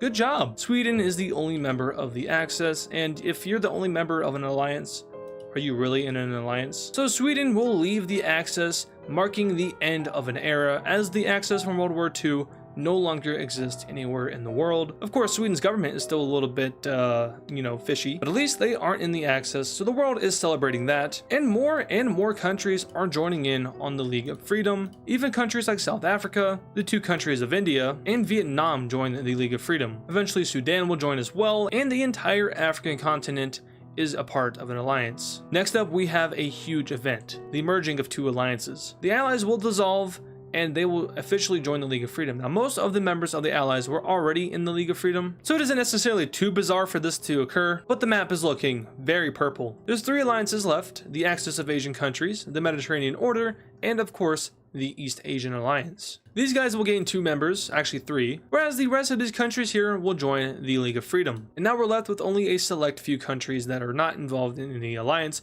but the world is definitely trending towards one that is full of unity and peace. Greenland and Ireland join up, and even Finland joins, which is kind of remarkable considering how close they were with Germany not too long ago at all. Over time, even Sweden's government will reform, and they will join the League of Freedom as well as East Germany. And now we're left with the Russians and the Soviets. The Russians join, and over the next couple of years, there is a huge holdout with these remaining 5 Asian, actually that's 4 Asian countries? Korea, Japan, Siberia, and so 4. The rest of the world is full of unity and everyone is working together, but something bad is brewing within the axis of Asian countries. But the League of Freedom is unaware. They simply just aren't worried about it. They are too busy kind of cooperating and working on themselves, trying to manage this huge alliance. Over time, we see Korea and Siberia join the East Asian Alliance, and Japan, after going through a lot of different leadership changes, will join the League of Freedom. And then finally, the Soviet Union will choose a side, being the axis of Asian countries. So every single country in the world is now a part of an alliance. Neutrality is a dead theory, and just for kind of a scope on relations, the Mediterranean Order does not view the red team too favorably, but they do view the purple team favorably. They just really aren't a fan of their global reach, and the same can be said about the orange team. They don't have a high favorability of the red team, and they do have a little bit more of a positive one for the purple team, but once again, they don't like their global reach. So time will zoom on, and it will be a couple of decades. But finally, someone notices what's happening in the red team. Their technology is complete. This is technology that has never been seen before, not even by the Swiss, who are from Alternate Future Season 1. The orange team is the first to notice, and they will notify the League of Freedom and Mediterranean Order, but unfortunately for them, it's too late. 20 different unidentified flying objects will be launched from Iran, and they will all hit their targets as they move close to the speed of light. And all of a sudden, there are multiple bright white explosions across the world map, and the populations of these areas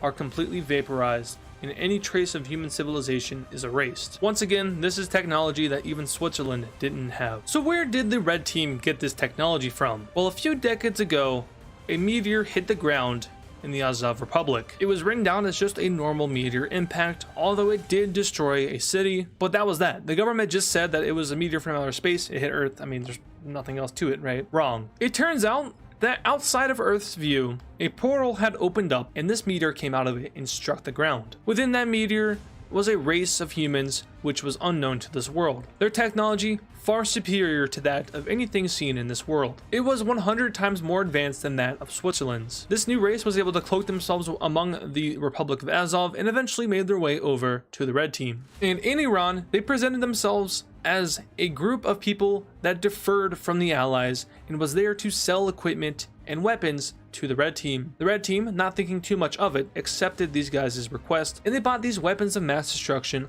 off of these people, and they didn't know better. They thought that this was just technology that the Allies had. They didn't know they had it, and obviously these guys are associated with the Allies. I mean, they speak the same language, they look the same, they sound the same, they have the same accent. These guys are from the Allies, so we can trust them, right? No. They were blinded by the greed of having superior technology over the Allies, and without really thinking too much of it, once the time was right, they launched 20 of these weapons, and well, they atomized half the world. Now, what did these weapons do? Well, they simply erased any trace of human activity. So humans were gone. Plant life, all that stuff still remained, animals remained, but any cities, towns, anything that was man-made is gone. It essentially reverted the world back to a primal state. And once the Red Team realized that these weapons were not nuclear, but in fact some kind of space tech that didn't make any sense, it was too late. The outer civilization launched an attack on planet Earth, and soon bombs that were even larger than these ones start to cover the continents of the world, and eventually almost all traces of human life and man-made activity are erased. And the last place to go will be Greenland, but right before this thing is blown up, we see a Green Bay Packers? But right before this thing is blown up, we see a green beam of light launch itself into outer space, far away from Earth. The outside civilization notices this, but thinks nothing much of it, and Greenland is wiped off the map. And after the smoke clears, we see that there is no trace of humans left. No man-made objects, no cities, buildings, anything like that. All the technology is gone.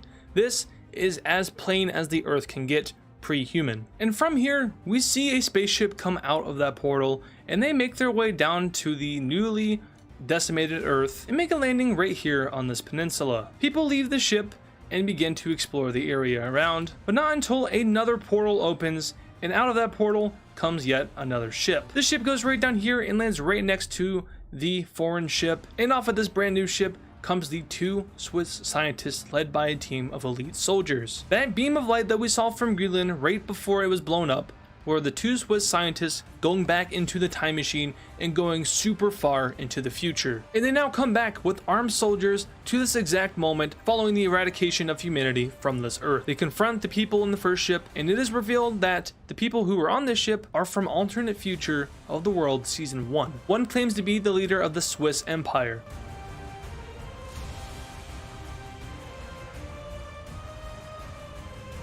An empire that rules over very many planets in a solar system. And within the next minute, bodies start to hit the ground. These two groups start to fire on each other, and after the dust clears, there's only one survivor. And that one survivor is one of the Swiss scientists. Although there is one slight issue, and he is mortally wounded. He now stands tall on his Earth, which he escaped to following the end of season 1.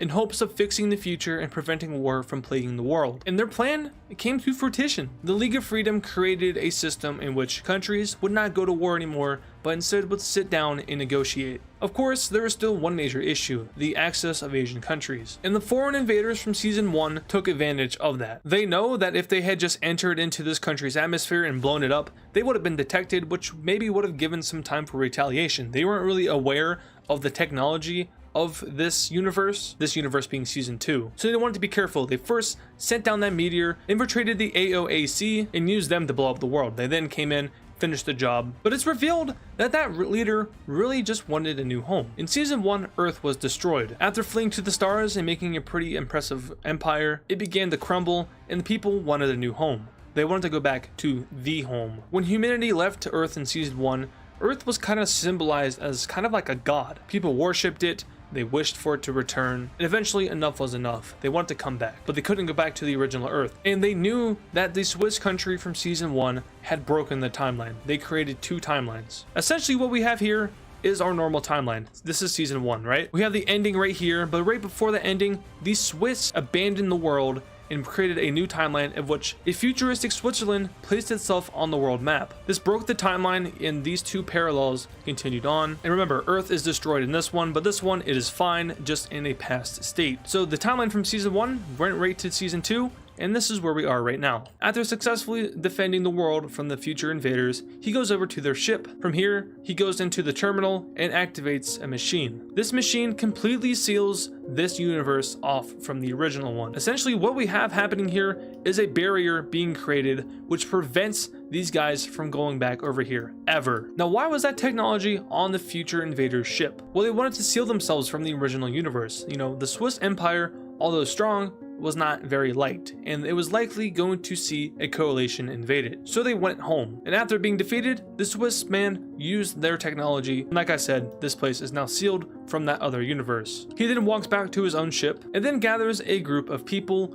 who all come out of the ship, and these people are the ancestors of those that fled America at the end of season 1. The Swiss scientist tells them that this is their new home, and they no longer have to hide from the original universe. They are safe and they are free here. His wounds do start getting the best of him though, and his vision begins to fade. Quickly, he pulls a device out of his pocket and shoots it towards the people. This device will erase their memories and pretty much set them back to the default setting, which I guess is primitive humanity. The Swiss man then blows up the mothership of the foreign invaders, hops into his ship, and flies it out to sea. He crashes it right here in the Indian Ocean. He gets out and sits at the top, staring at the sunset. 3 minutes later, the scientist slumps over and he is dead. The ship will eventually sink into the bottom of the ocean, and humanity will begin to rise once more. This civilization continues to grow, staying on the coast of the Arabian Peninsula and wrapping around to the modern day UAE. And as civilization advances, they begin to mirror what they once were in the original timeline. War still plagues them. Humanity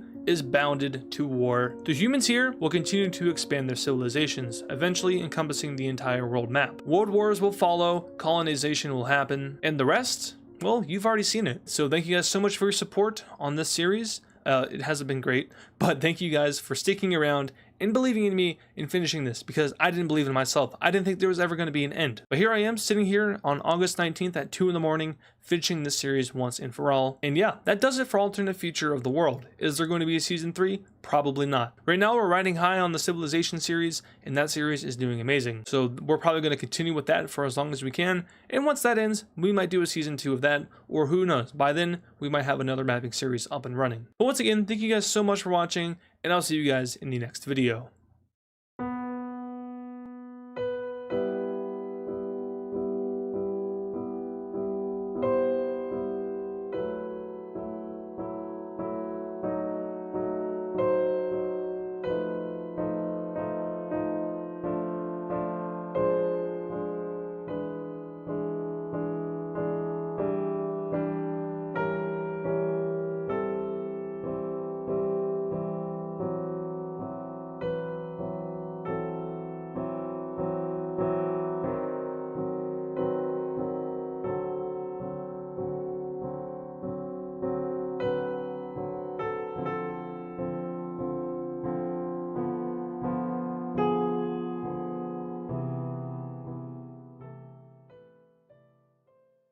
And of course, thank you to all our super fans. This includes Pablo Sigma Cat, Sermonator, Georgie Badev, Deathstrider X, Arentine, HammerToad45, Connor the Gamer, Poland Country Ball, Nevada Garbage Trucks, and DW Cool Dude. Once again, thank you guys.